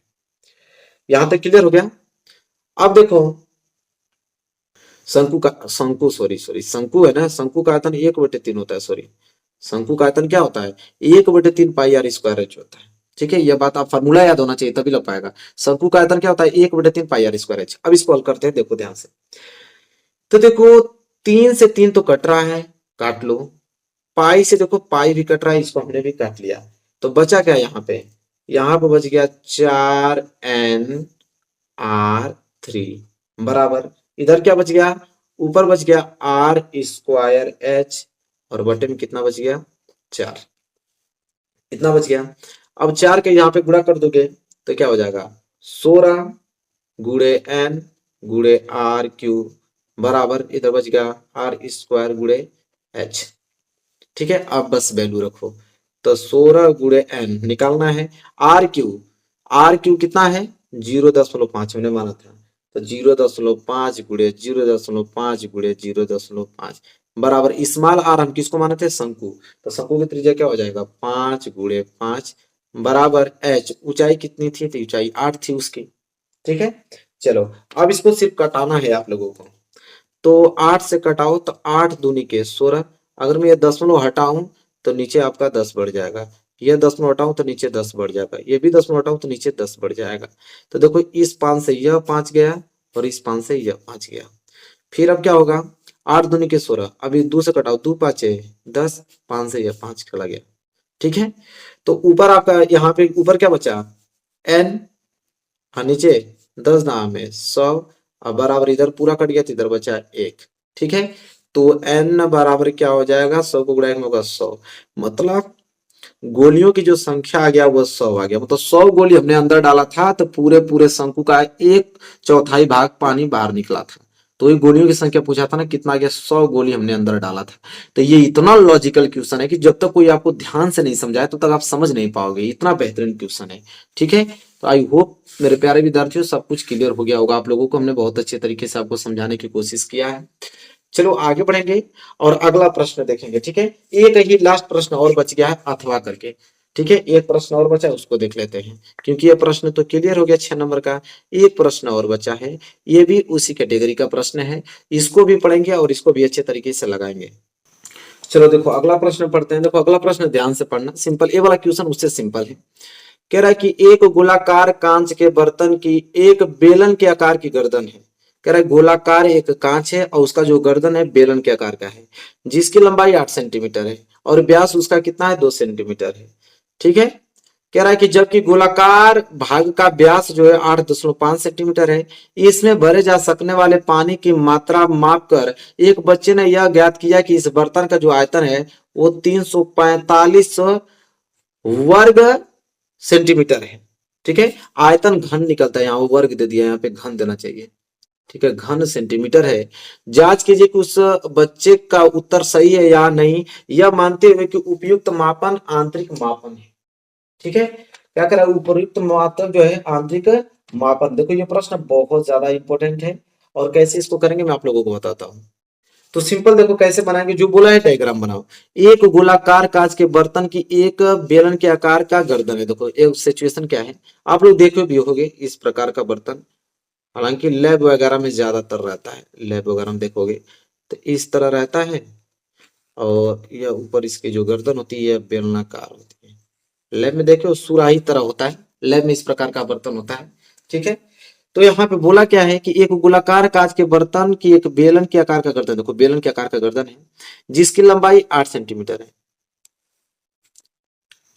देखो ये जो इसकी गर्दन है इसकी लंबाई कितनी 8 सेंटीमीटर, ये बेलनाकार है।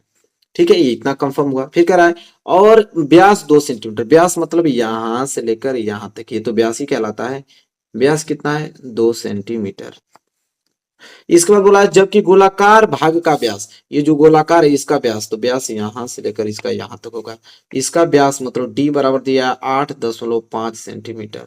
और क्या दिया है, इसमें भरे जा सकने वाली पानी की मात्रा बताना है कि इसमें कितना पानी भरा जा सकता है। हालांकि एक बच्चा ने इसको शोध किया है तो उसका आंसर आया है 343 सेंटीमीटर क्यूब। अब हमको बताना है कि इसका आंसर सही है 343 नहीं 345 है। देख लो क्या लिखा है, मैं दिखा भी देता हूँ, 345 है।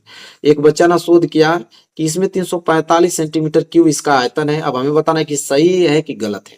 तो देखो ये पूरा का पूरा जो आप लोगों को चित्र दिखाई दे रहा है इसका आयतन बताना था। इसका आयतन क्या होगा भाई, गोले का आयतन और प्लस बेलन का आयतन, यही तो इसका पूरा टोटल आयतन होगा। तो चलो लिखेंगे कैसे, लिखिए एक चीज देखो यहाँ पे लिखेंगे, दो चीज इसको पहले नोट कर लेना, यहाँ पे साइड में लिखता हूँ आप लोग नोट कर लेना कि माना गोले की त्रिज्या, क्योंकि इसकी भी त्रिज्या होगी और बेलन की भी त्रिज्या होगी, तो अलग अलग मान लेते हैं कि माना गोले की त्रिज्या, तो माना गोले की त्रिज्या को हमने मान लिया कैपिटल आर से, कैपिटल आर से कितना दिया है 8.5।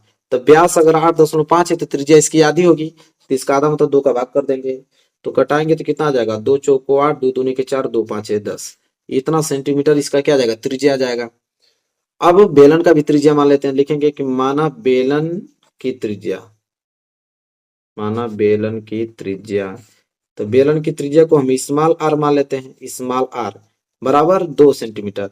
तो 2 का 2 में भाग देंगे तो कितना आ जाएगा 1 सेंटीमीटर, क्योंकि ये जो 2 दिया है व्यास ने दिया है और त्रिज्या जो होती है व्यास की आधी होती है, तो इसका त्रिज्या 1 सेंटीमीटर आ गया बेलन का, और गोले की त्रिज्या आ गया 4.25 सेंटीमीटर आ गया। ठीक है, अब इसका पूरा आयतन निकालना है, कुल आयतन, तो लिखेंगे कुल आयतन जो होगा, तो कुल आयतन क्या होगा, इसमें दो ही चीज दिखाई दे रही है, एक बेलन दिखाई दे रहा है, एक गोला दिखाई दे रहा है, तो बेलन का आयतन प्लस गोला का आयतन यही तो होगा। तो लिखेंगे गोले का आयतन, गोले का आयतन प्लस बेलन का आयतन, प्लस बेलन का आयतन यही होगा। तो गोले का आयतन, गोले का आयतन का फॉर्मूला क्या होता है 4/3 पाई, गोले के आयतन को त्रिज्या आर माना था कैपिटल आर, तो इसको कैपिटल आर लिखेंगे आर क्यू। ये क्या किसका फॉर्मूला था गोले के आयतन का, और प्लस बेलन के आयतन का simple pi R square H. ठीक है, अब देखो यहां से कॉमन सिर्फ पाई ले सकते हो, पाई कॉमन ले लोगे तो बचेगा क्या 4/3 इधर बच जाएगा आर क्यू, और प्लस इधर हो जाएगा आर स्क्वायर एच बचेगा। अब सिंपल करना क्या है, पाई का वैल्यू उसमें बोला था कि 3.14 लेना था, 3.14 लेंगे, कोष्टक में हो जाएगा 4/3 और गुणे आर क्यू, आर किसका माने थे गोली की त्रिज्या, तो 4.25 का क्या हो जाएगा यहाँ पे होल क्यू, और प्लस आर स्क्वायर, आर मतलब बेलन की त्रिज्या, तो बेलन की त्रिज्या 1, तो 1 का स्क्वायर गुणे एच, एच उसका 8 दिया था। ठीक है, अब इसको कैलकुलेशन करेंगे तो आ जाएगा 3.14, और यहाँ पे हो जाएगा आपका 4/3 गुणे 4.25 का क्यू प्लस 1 का क्यू, 1 करोगे 8 को गुणा करोगे तो 8 आएगा। ठीक है, अब देखो यहाँ पे कैलकुलेशन कर लेना तुम लोग, मैं हालांकि पूरा कैलकुलेशन करके बताता हूँ।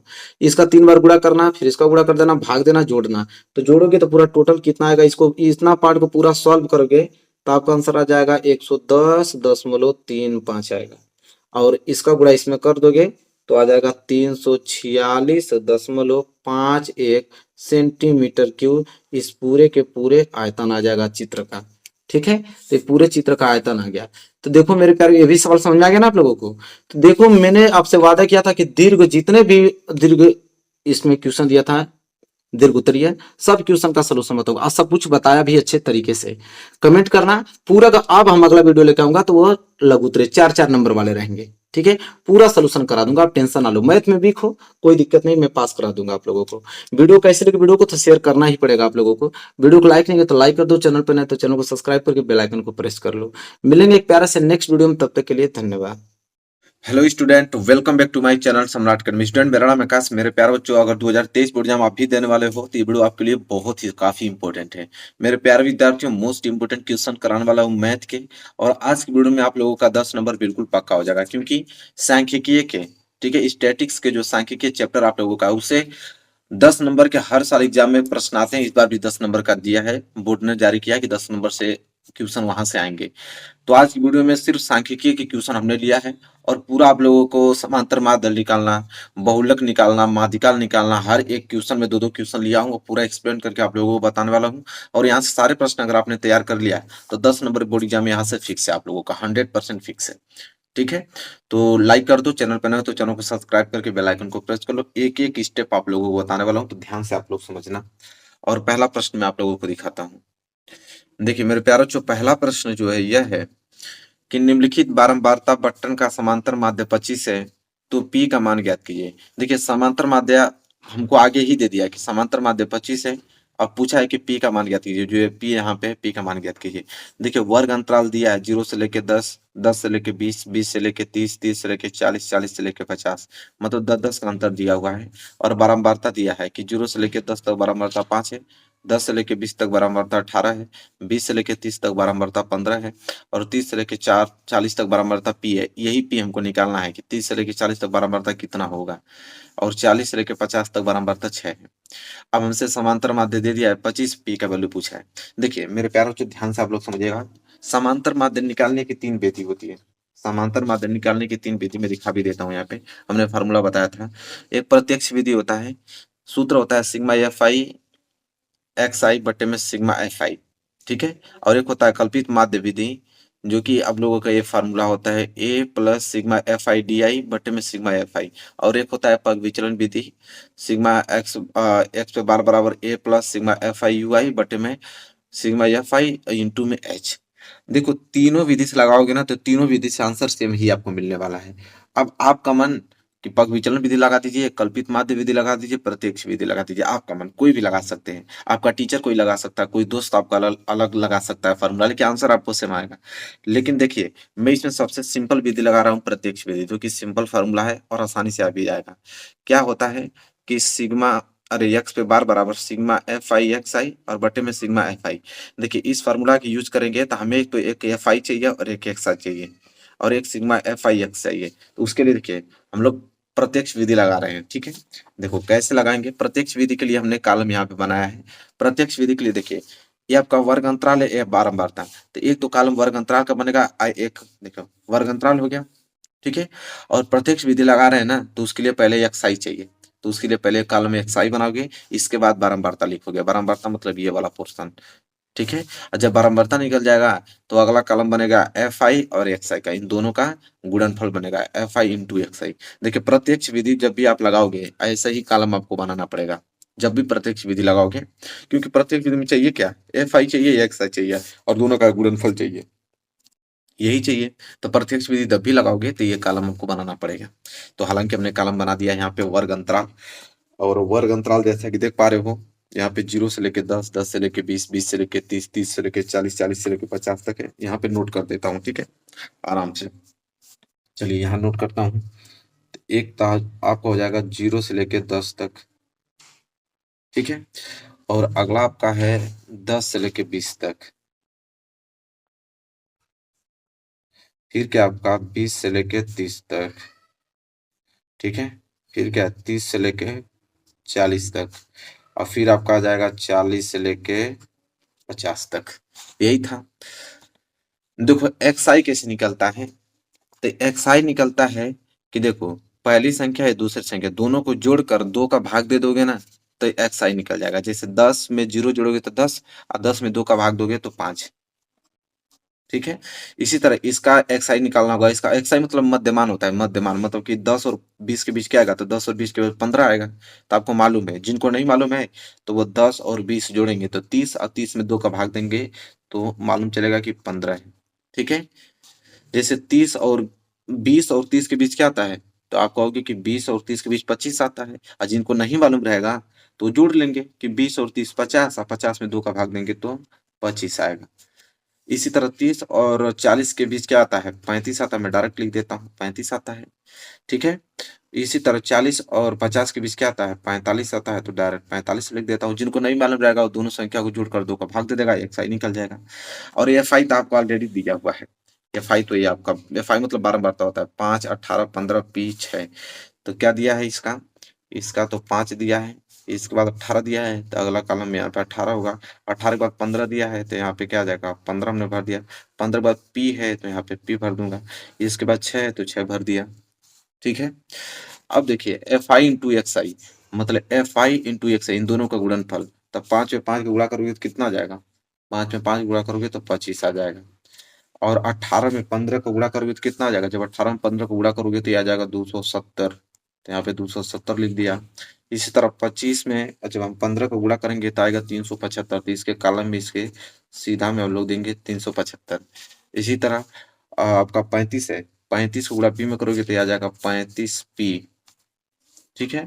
इसी तरह 45 को गुणा जब 6 में करोगे तो कितना आ जाएगा 270, तो इसके सोजा नीचे लिख दोगे 270, बस हो गया। अब देखिए हम लोग क्या करेंगे, फार्मूला में आपको दिखाऊं तो फार्मूला में चाहिए था क्या हमको, हमको फार्मूला में चाहिए सिग्मा एफ आई। सिग्मा मतलब होता है जोड़, जो एफ आई का कॉलम है ना उसका योग करो। एक चाहिए हमको सिग्मा एफ आई एक्स आई, जो एफ आई एक्स आई का कॉलम बना है उसका योग। तो देखिए हमें चाहिए इसका एफ आई का योग। तो चलो यहाँ पे एफ आई का योग हम लोग निकाल देते हैं। तो यहाँ पे लिखेंगे हम लोग कि सिग्मा एफ आई का मतलब होता है जो भी एफ आई का कॉलम उसका योग, ठीक है। इसको जोड़ो, तो देखो जोड़ोगे तो कितना आ जाएगा, देखो 15 और 15 5 कितना हो जाएगा 20।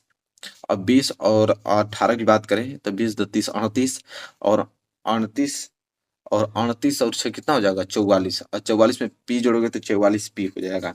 तो सिग्मा एफ आई आ गया आपका 44 बटे क्या आ गया पी, ठीक है। इसी तरह सिग्मा एफ आई यू आई यह कॉलम भी उसमें हमको फार्मूला में चाहिए। तो यहाँ अगर हमने निकालो कि सिग्मा एफ आई और एक्स आई, तो सिग्मा एफ आई एक्स आई अगर पूरा टोटल अगर निकालूं तो यहाँ पे जब टोटल आप जोड़ोगे तो ये आ जाएगा, देखो इसको तो छोड़कर 35 पी तो आपका योगफल में आएगा, 35 पी को छोड़कर 270 375 270 25 जोड़ोगे ना तो 940 आएगा। क्या आएगा 940। और जब 940 में 35 पी जोड़ोगे तो 940 प्लस 35 पी आएगा, 35 पी 940 प्लस 35 पी आएगा, ठीक है। तो सिग्मा एफ आई एक्स आई भी निकल गया, ठीक है। अब यहाँ पे हम लोग फॉर्मूला अप्लाई करेंगे, ठीक है। लिखेंगे इसलिए समांतर माध्य बराबर कौन सा फॉर्मूला लगाएंगे, क्योंकि हम प्रत्यक्ष विधि लगा रहे हैं तो प्रत्यक्ष विधि का फॉर्मूला यहाँ पे यूज करेंगे, जो कि होता है यहाँ पे समांतर माध्य बराबर सिग्मा एफ आई एक्स आई और बटे में होता है सिग्मा एफ आई, यह फार्मूला होता है। अब वैल्यू बस रखना है, देखो सिग्मा एफ आई एक्स आई और देखो समांतर माध्य ऑलरेडी हमको दे रखा था, दिया था कि नहीं, आगे ही बोल रखा था कि समांतर माध्य 25 है। तो समांतर माध्य की जगह तो हम तो क्या लिखेंगे 25, तो यहाँ हमने 25 लिख दिया। और सिग्मा एफ आई एक्स आई कितना आया यहाँ से 940 और प्लस कितना है 35 पी, ठीक है। और बटे में सिग्मा एफ आई कितना है 44 और प्लस पी, ठीक है। यह है अब करना क्या, गुणा करना है 44 प्लस पी का गुणा जब 25 में होगा, ठीक है। तो 44 गुणा जब 25 में अगर हम करेंगे तो 44 गुणा यहाँ पे अगर हम 25 में कर देंगे तो कितना आ जाएगा, गुणा करके देख लो। तो मैं गुणा कर देता हूँ, आएगा आपका 1100। आप लोग गुणा कर देना, मैं गुणा कर लिया हूँ, 1100 आएगा। जब 44 गुणा पी में करोगे तो 1100 और प्लस 25 को गुणा जब पी में करोगे तो ये तो आने वाला है 25 पी, ठीक है। और बराबर यहाँ पे कुछ नहीं, तो एक इतना गुणा एक में करोगे तो इतना ही रहने वाला है 940 प्लस 35 पी रहने वाला है। चलो यहाँ तक हो गया ना। अब देखो इसके आगे हम लोग करेंगे क्या, सिंपल कि ये तो आपका है 1100, ये 940 इधर आएगा तो आपका हो जाएगा माइनस के 940 बराबर इधर आपके बच गया 35 पी, ये प्लस 25 पी उधर जाएगा तो माइनस 25 पी, ठीक है। अब 1100 में से हम लोग क्या करेंगे 940 घटा देंगे तो आपका बच जाएगा 160 बराबर। अब 35 पी में से अगर 25 पी घटा दोगे तो कितना बच जाएगा, 35 में से 25 जाएगा तो 10, तो 10 पी बच गया, ठीक है। अब हमें करना क्या है कि यहाँ से हमें पी का वैल्यू निकालना है। जब पी का वैल्यू अगर निकालोगे तो 160 बटे कितना आ जाएगा 10 आ जाएगा, ठीक है। और जब भाग दोगे तो पी बराबर कितना आ जाएगा 16, पी बराबर 16 आ गया, ठीक है। अब पी का मान पूछा था, पी का मान कितना आ गया 16। तो इस तरह प्रश्न हमेशा अभी 2022 में प्रश्न आया था, किसमें भी 2022 में प्रश्न आया था। ऐसे ही प्रश्न बनेंगे आपके एग्जाम में, ऐसे ही आपको लगाना पड़ेगा। तो 3 विधि होता, 3 विधि से कोई विधि लगा देना। हालांकि हमने यहाँ पे प्रत्यक्ष विधि लगाया था। क्वेश्चन पहला क्लियर हो गया ना आप लोगों को, कोई डाउट नहीं होना चाहिए, पूरा एक एक स्टेप हमने बताया है। चलिए पहला प्रश्न क्लियर हो गया, दूसरा प्रश्न पढ़ते हैं। चलिए मेरे प्यारे बच्चों अगला प्रश्न देखते हैं। देखो अगला प्रश्न यह है, इसमें आपको माध्यिका पूछ लिया है। क्रम निम्नलिखित आंकड़ों से माध्यिका की गणना कीजिए। देखिए माध्यिका की एक ही फॉर्मूला होता है और उसका एक ही तरीका होता है लगाने का। जैसे यहाँ पे अंक दिया है कि 0 से लेकर 10 के बीच विद्यार्थियों की संख्या 5 है, 10 से लेकर 20 जो अंक है उनके बीच विद्यार्थियों की संख्या 15 है, 20 से लेकर 30 के बीच जो अंक है उनमें विद्यार्थियों की संख्या 30 है, 30 से लेकर 40 तक अंक पाने वाले विद्यार्थियों की संख्या 8 है, 40 से लेकर 45 अंक पाने वाले विद्यार्थियों की संख्या 2 है। ये आपको आंकड़ा दिया है और पूछ रहा है माध्यिका। तो माध्यिका निकालने का एक ही फॉर्मूला होता है, उसमें आप 3 कॉलम बनाओगे, एक तो अंक वाला, एक विद्यार्थियों की संख्या वाला और एक संचयी बारंबारता निकलता है CF की वैल्यू। ठीक है, बस फिर आपका आंसर आ जाएगा। इसका फार्मूला क्या होता है, मैं फार्मूला दिखा देता हूँ आप लोगों को। देखो फार्मूला ये होता है कि माध्यक बराबर L plus n/2 minus CF बटे में F इंटू में H। ठीक है, अब L क्या होता है, n/2 क्या होता है, CF क्या होता है, F क्या होता है, H क्या होता है, वो कॉलम में जब हम लोग लगाएंगे तो खुद मालूम चल जाएगा। आपको मैं बता दूंगा कि L का वैल्यू कौन है, CF का वैल्यू कौन है, F का वैल्यू क्या है, H का वैल्यू क्या है, सब आपको ऑटोमेटिक समझ में आ जाएगा। ठीक है, चलिए अब करना क्या हम लोगों को, सबसे पहले तो हम लोग इस कॉलम को बनाएंगे। अंक है तो अंक को पहले कंप्लीट कर लेते हैं।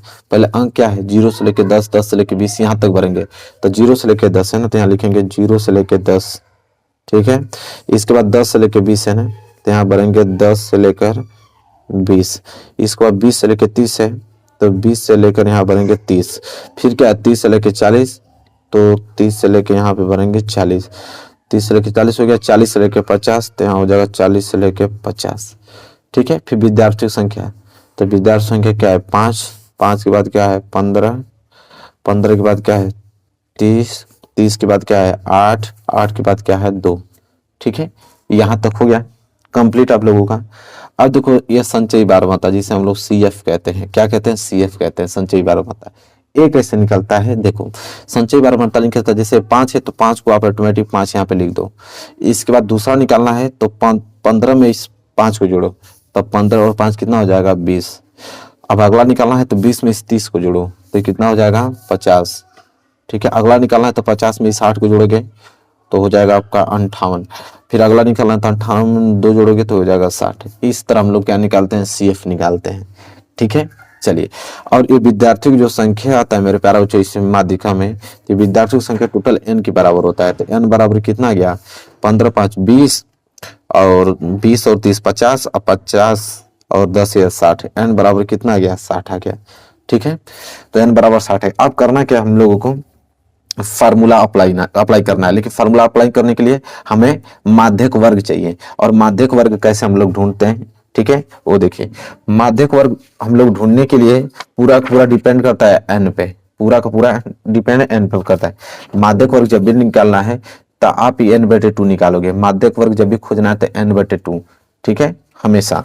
तो n/2, n कितना है 30। तो देखो अगर n/2 निकालेंगे तो n का वैल्यू कितना है 60 और 60 में 2 का भाग देंगे तो n का वैल्यू कितना आ जाएगा 30। n/2 की वैल्यू 30 आ गया।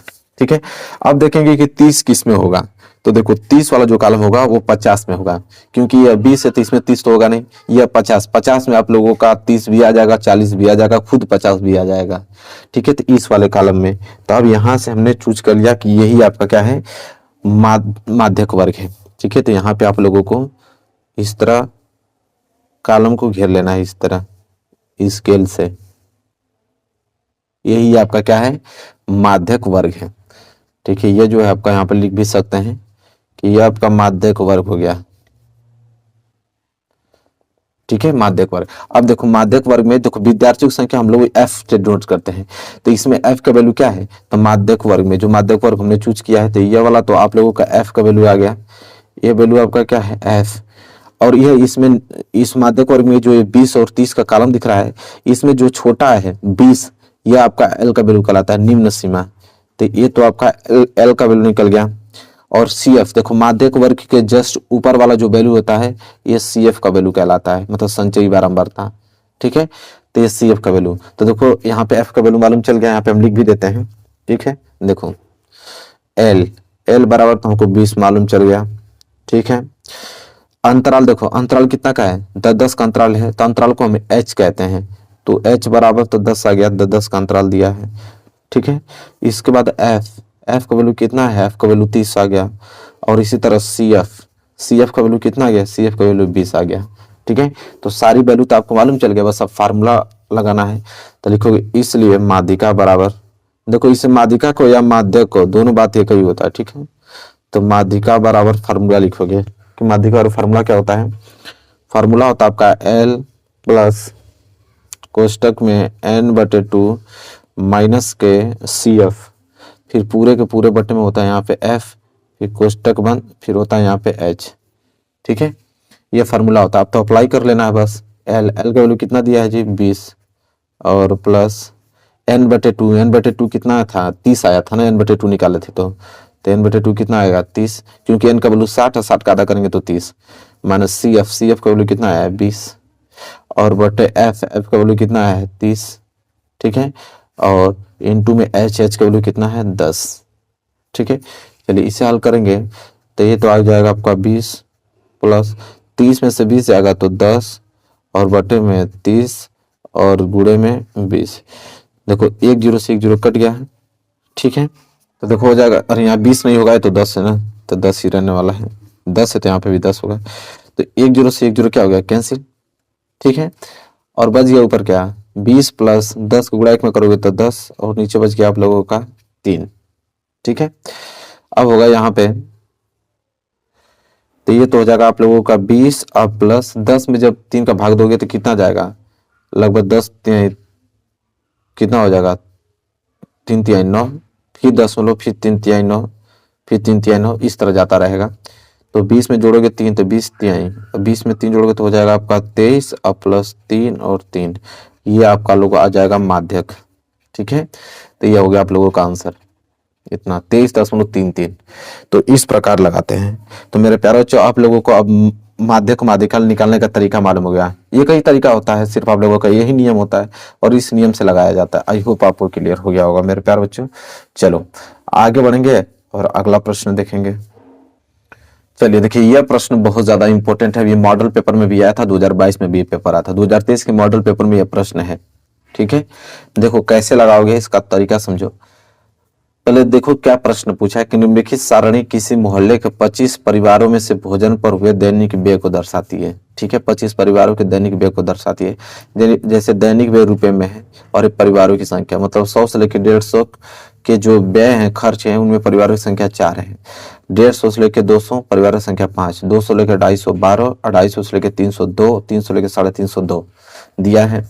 फिर यहाँ पे है कि एक उपयुक्त विधि द्वारा भोजन पर हुआ माध्य व्यय ज्ञात कीजिए। करें कि कोई एक विधि, कोई भी उपयुक्त विधि आप लगा सकते हो और माध्य ज्ञात करना, क्योंकि माध्य ज्ञात करने की 3 विधि होती है। अभी मैंने आप लोगों को बताया कि माध्य ज्ञात करने की 3 विधि होता है, प्रत्यक्ष विधि, कल्पित माध्य विधि, पग विचलन विधि। वही कह रहा है तीनों विधि में से जो भी आपको उपयुक्त लग रहा है उसका आप इस्तेमाल करो और व्यय ज्ञात कीजिए, कितना खर्च हो रहा है वो ज्ञात करना है। तो देखो मेरे प्यारे बच्चे जब ऐसे बड़ा बड़ा आंकड़ा दे दे 100 से लेकर 150, 150 से लेकर 200, 200 से लेकर 250, इसमें बस अंतर देखो, अंतर कितना है 50 का 50 का। जब अंतर आपको सेम मिल जाए ना तो ये कई विधि आपको लगानी है, सिर्फ कल्पित माध्य विधि। ठीक है, देखो कल्पित माध्य भी बड़ा हो जाएगा, ऐसा है कि पग विचलन विधि आसान पड़ेगा, ये लगा दो। जब भी देखो मैं आपको बता रहा हूँ, जब भी आंकड़ा बड़ा बड़ा दिया है और अंतर अगर सेम है, तो अंतर अगर सेम है ना तो ये पग विचलन विधि सबसे सिंपल मानी जाती है और पग विचलन विधि से तुरंत आंसर आ जाएगा। तो हालांकि इस सवाल में हम पग विचलन विधि लगा रहे हैं। ठीक है, देखो पग विचलन विधि लगाने के लिए सबसे पहले आपको कॉलम क्या बनना रहेगा, 2 कॉलम तो ऑलरेडी बनेगा, एक आपका दैनिक व्यय रुपए में, एक परिवारों की संख्या। तो एक दैनिक व्यय और एक परिवारों की संख्या, ये 2 कॉलम तो आपको बनना अनिवार्य ही है। उसके बाद आप लोगों का अगला कॉलम बनेगा एक्सआई का और दूसरा कॉलम बनेगा यूआई का। यूआई बराबर एक्सआई माइनस ए बटे एच होता है। हालांकि इतना बढ़िया फार्मूला यूज नहीं करेंगे, हम आसान तरीका से आपको बता देंगे। फिर अगला कॉलम बनेगा एक्सआई और यूआई का गुणनफल बनेगा। ये किस विधि का बता रहा हूँ आपको, पग विचलन विधि। ठीक है, पग विचलन विधि का यही मेथड होता है, पहले आप एक्सआई निकालो, इसके बाद यूआई निकालो, इसके बाद दोनों का गुणनफल एक्सआई यूआई निकालो, बस फिर आंसर आ जाएगा आप लोगों का। चलिए तो पहले दैनिक व्यय रुपए में है, तो देखो दैनिक व्यय यहाँ से 150 से लेकर यहाँ 350 तक। अब मैं इसको नोट करता हूँ, ठीक है, लाइन बाय लाइन। ठीक है, आप लोग भी नोट मेरे साथ करो।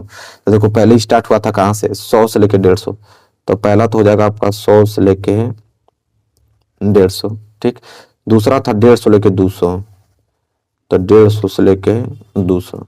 अगला था 200 से लेके 250, फिर अगला था 250 से लेके 300 और फिर था 300 से लेके 350। ठीक है, हमने पुटअप कर दिया।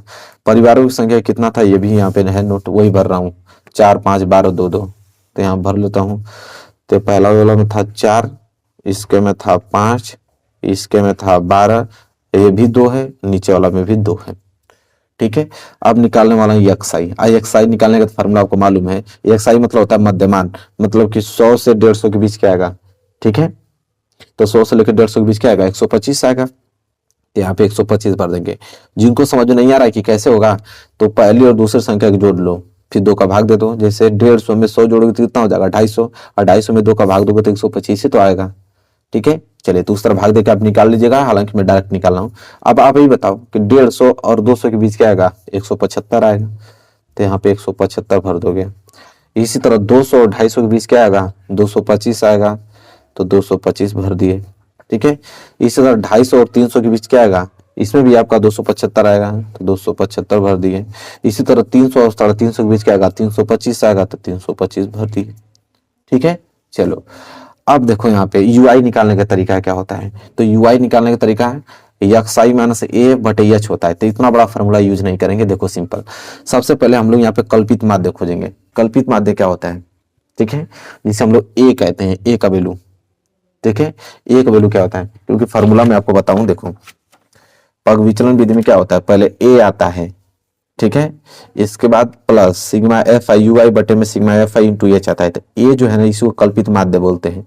तो ए इसमें से कहाँ कौन सा कॉलम में ए होगा मैं बता रहा हूँ। देखो एक्स आई जो कॉलम दिख रहा है, एक्स आई में जो बीच में आएगा वही ए होता है। जैसे 2 ऊपर से हमने छोड़ दिया और 2 नीचे से छोड़ दिया, ये जो बीच में आपको दिख रहा है यही आपको ए कहलाएगा, ठीक है। कभी कभी क्या होगा कि 2 ऊपर छोड़ दोगे, 2 नीचे छोड़ दोगे, बीच में 2 संख्या बच जाएगी, तो इन 2 संख्या में से किसी को भी तुम ए मान सकते हो, ठीक है। अगर वैसा सिचुएशन आता है कि बीच में 2 बच रहा है, तो दोनों में से किसी को ए मान सकते हो। हालांकि यहाँ पे एक ही बच रहा है कि 2 ऊपर से छोड़ दिया, 2 नीचे से छोड़ दिया, बीच में जो आ रहा है उसी को ए मानते हैं। अगर ए आपको मिल गया तो ए के सामने वाला को आप 0 मान लो, ठीक है। उसके ऊपर जाओगे तो -1, उसके ऊपर जाओगे तो -2, और 0 के नीचे आओगे तो 1, और फिर 1 के नीचे आओगे तो 2। बस देखो यूआई निकल गया। अब इतना आप लोगों को करना नहीं है कि एक्स आई माइनस ए बटे एच करूंगा तो नहीं, देखो डायरेक्ट आप निकाल सकते हो इस तरह। ए मिलेगा, ए को सामने वाला 0 मानो, उसके ऊपर -1 -2, और 0 के सामने नीचे जाओगे तो 1, 1 के नीचे जाओगे तो 2, बस। अब अगला है आपका F I U I. F I U I मतलब इन दोनों का गुणनफल, ठीक है। एफ आई यू आई पूछा ना, तो एफ आई यह है, एफ आई और यू आई इसका गुणनफल है, एफ आई यू आई का गुणनफल, ठीक है। तो क्या हो जाएगा, 4 4 दूनी के 8 -8, फिर 5 को गुणा -1 में करोगे तो -5, फिर 12 गुणा 0 में करोगे तो 0, 2 को गुणा 1 में करोगे तो 2, 2 को गुणा 2 में करोगे तो 4। तो देखो एफ आई यू आई भी निकल गया, एफ आई और यू आई का गुणनफल हमने निकाल दिया यहाँ पे, ठीक है। तो ये भी यहाँ तक कंप्लीट हो गया। तो अब देखो यहाँ पे आपका सिग्मा एफ आई यू आई चाहिए, तो यहाँ पे निकाल देते हैं हम लोग sigma F I U I, मतलब इसका योगफल। तो देखो 8 5 13, माइनस का 13 और 4 2 6 प्लस के 6, -13 में से आप प्लस 6 जाएगा तो कितना बचेगा आपका, -7। तो यहाँ पे बच गया आप लोगों का -7, ठीक है। तो -7 यहाँ बच गया। इसके बाद क्या करोगे, और क्या चाहिए, सिग्मा एफ आई चाहिए ना, तो सिग्मा एफ आई यहाँ पे, तो इसका निकाल देते हैं यहाँ पे सिग्मा एफ आई। सिग्मा एफ आई बराबर कितना हो जाएगा, यहाँ पे जोड़ लेते हैं, तो जोड़ने पर 25 आएगा, ठीक है, क्योंकि 2 2 4 4 4 8 12 8 20 5 25 से तो आएगा, तो यहाँ 25 हो गया। यहाँ तक चीजें क्लियर है आपको, कोई डाउट? बिल्कुल, यहाँ पे कोई भी डाउट आप लोगों का नहीं होना चाहिए, बिल्कुल आप लोगों को क्लियर है। इसके बाद करना क्या है, इसके बाद एक पेज ले लेता हूँ, ठीक है। इसके बाद तो सिर्फ फार्मूला ही लगाना है, फिर आंसर आ जाएगा। देखो एक पेज हमने ले लिया, इसके बाद आप फार्मूला लिखोगे, ठीक है। फार्मूला हो जाएगा एक्स पे बार बराबर समांतर माध्य निकालना है, कौन विधि, पग विचलन विधि, तो उसी का हम लोग फार्मूला लिखेंगे। एक्स पे बार बराबर क्या होता है, ए प्लस कोष्टक में सिग्मा एफ आई यू आई, देखो फार्मूला लिखना है किसी कीमत पे आप लोगों को, फिर सिग्मा एफ आई और इनटू में क्या होता है एच, यही फार्मूला होता है, और इसी फार्मूला पे हम लोग लगाएंगे। तो चलो रख देते हैं। तो देखो ए का वैल्यू कितना है, 225, क्योंकि ए को हमने 225 माना है, तो हो जाएगा 225, और plus sigma F I U I, sigma F I you minus के साथ, तो माइनस के साथ मल्टी में सिग्मा एफ आई 25, तो यहाँ पे लिखेंगे 25, इंटू में एच, एच मतलब वर्ग अंतराल, देखो वर्ग अंतराल कितना का है, तो 50 50 का वर्ग अंतराल आपको दिख रहा होगा, ठीक है। तो यहाँ पे लिख दोगे आप 50। ठीक है, अब चलो इसे हल करोगे तो हो जाएगा 225 और प्लस इसे कटाओगे तो 25 गुना के 50 और -7 को गुणा 2 में करोगे तो -14। ठीक है, तो आ जाएगा 225 प्लस गुणा माइनस में करोगे तो -14 और 225 में जब 14 घटाओगे तो आ जाएगा आपका 211। और ये जो 211 आया है यही आप लोगों का आ गया व्यय, उसका खर्च। ठीक है, 211 रुपया उसका क्या आ गया, खर्च आ गया। ठीक है, तो देखो मेरे प्यारों जो इस प्रकार हम लोग लगाएं, देखो कितना प्यारा प्रश्न भी 2022 में पूछा है, 2023 के मॉडल पेपर में भी ये प्रश्न दिया था। इतना महत्वपूर्ण है। देखो आपको सारे मेथड, आपको तरीका मालूम हो जाएगा ना, तो क्वेश्चन कोई भी आएगा और तरीका अगर आपको मालूम है तो किसी भी क्वेश्चन को आसानी से आप लोग लगा सकते हो। ठीक है, बस तरीका मालूम होना चाहिए। ते भी प्रश्न आपने क्लियर कर लिया अच्छे से। चलो अगला प्रश्न बढ़ते हैं। चलो देखते हैं क्वेश्चन नंबर 4। देखिए क्वेश्चन नंबर 4 में आपको दोनों क्वेश्चन सॉल्व हो जाएंगे, क्योंकि इस क्वेश्चन में निम्नलिखित आंकड़ों का माध्य पूछा है, बहुलक। तो माध्य निकालना तो आप लोग बहुत सीखे हो और बहुलक निकालना भी सीख जाओगे कि बहुलक का क्या तरीका होता है। देखो बहुलक का भी एक ही फार्मूला होता है और माध्यिका का भी एक ही फार्मूला। तो माध्यिका वाला क्वेश्चन तो आप लोग जान गए कैसे लगाना है। बहुलक का भी एक ही फार्मूला होता है, उसी पर लगता है। बस दिक्कत होता है माध्य में 3 फार्मूला होता है। ठीक है, प्रत्यक्ष विधि, कल्पित माध्य विधि, पग विचलन विधि। बाकी बहुलक का एक ही तरीका होता है, माध्यिका का भी एक ही तरीका होता है। माध्यिका तो आपने सीख लिया है इस वीडियो में और इस सवाल में आप लोग बहुलक निकालना भी सीख लोगे, क्योंकि इस क्वेश्चन में बोला है कि माध्य भी निकालना है, बहुलक भी निकालना है। ये 2022 में प्रश्न पूछा गया था। तो माध्य भी निकाल लेंगे, बहुलक भी। पहले हम लोग बहुलक निकालना सीख लेते हैं, फिर माध्य भी इसका निकाल लेंगे। चलो तो देखो इसका कॉलम बना लेते हैं। कॉलम में बस 2 ही चीज बनाना होता है, एक आपका वर्ग अंतराल बनाना होता है, एक बारंबारता बनाना होता है, बस सिंपल। तो देखो एक आपका वर्ग अंतराल का कॉलम बन जाएगा, एक कॉलम तो आपका वर्ग अंतराल बना दे रहा हूं यहाँ पे, और एक कॉलम आपका बारंबारता का बन जाएगा। देखो बहुलक निकालने में बहुत सिंपल होता है, ज्यादा कॉलम बनाना नहीं होता, बस 2 ही कॉलम जो दिया होता है। तो एक वर्ग अंतराल का, एक बारंबारता का, बस यहाँ पे फिलअप कर देते हैं। वर्ग अंतराल क्या दिया है, 10 से 20। तो लिखेंगे कि 10 से लेकर 20 तक। तो 10 से लेकर 20 तक बारंबारता कितना है, 4। तो यहाँ पे आप 4 लिख दोगे। फिर 20 से लेकर 30, तो यहाँ पे लिखोगे 20 से लेकर 30। 20 से लेकर 30 तक बारंबारता कितनी, 8। तो आप 8 लिख दोगे। इसी तरह 30 से लेकर 40 तक, 30 से लेकर 40 तक बारंबारता कितना है, 10। तो आप 10 लिख दोगे। इसी तरह 40 से लेकर 50, तो 40 से लेकर 50 तक बारंबारता कितना है, 12। तो आप 12 लिख दोगे। फिर आगे बढ़ोगे तो 50 से लेकर 60, 50 से लेकर 60 तक बारंबारता 10 है, तो आप 10 लिखोगे। फिर 60 से लेकर 70 तक बारंबारता कितना है, 4 है, तो 4 लिख दोगे। दिख रहा है कि नहीं आप लोगों को यहाँ तक। इसके बाद 70 से लेकर 80 तक बारंबारता 2 है, तो 2 लिख दोगे। यहाँ तक टोटल आपका दिया था, हमने पूरा का पूरा अच्छे से लिख दिया। ठीक है, तो देखो वर्ग अंतराल बारंबारता लिख दिया। अब करना क्या होता है, तो इसका मैं फार्मूला दिखा देता हूँ आप लोगों को। देखो फार्मूला यह होता है इसका बहुलक निकालने का कि L plus F1 minus F0 बटे 2 F1 minus F0 minus F2 बटे H। ठीक है, अब F1 क्या है, F2 क्या है, F0 क्या है, L क्या है, H क्या है, सब समझ में आ जाएगा। देखो जिस प्रकार हम लोग माध्यिका निकाल रहे थे तो माध्यक वर्ग हम लोग देख रहे थे, उसी प्रकार हम लोग इसमें बहुलक वर्ग देखेंगे। अब बहुलक वर्ग कैसे ढूंढेंगे कि जिसकी बारंबारता सबसे अधिक होगी। तो बारंबारता सबसे अधिक क्या है, 12 की। तो यही आपका बहुलक वर्ग कहलाएगा। तो यह आपका क्या हो गया, बहुलक वर्ग। जिसकी बारंबारता अधिक होगी वही बहुलक वर्ग कहलाएगा। तो बारंबारता अधिक 12 की थी, बहुलक वर्ग हो गया। तो बहुलक वर्ग हो गया। तो जो आपने बहुलक वर्ग चूज किया है तो यह आपका होता है F1। यह क्या होता है आपका F1। F1 के ऊपर जाओगे तो यह 10 आपका F0 कहलाएगा, और F1 के नीचे आओगे तो यह वैल्यू आपका F2 कहलाएगा। ठीक है, और इसमें जो निम्न है L, निम्न वर्ग की सीमा होती है, तो ये L का वैल्यू हो गया 40। और H क्या होगा, H मतलब वर्ग अंतराल कितना का था, 10 का, तो H बराबर 10 आ गया। तो बस सब कुछ वैल्यू मालूम है, बस फार्मूला अप्लाई करो। तो फार्मूला होता है बहुलक बराबर, देखो फार्मूला हर एक क्वेश्चन में आपको लिखना है, इतना याद रखिएगा।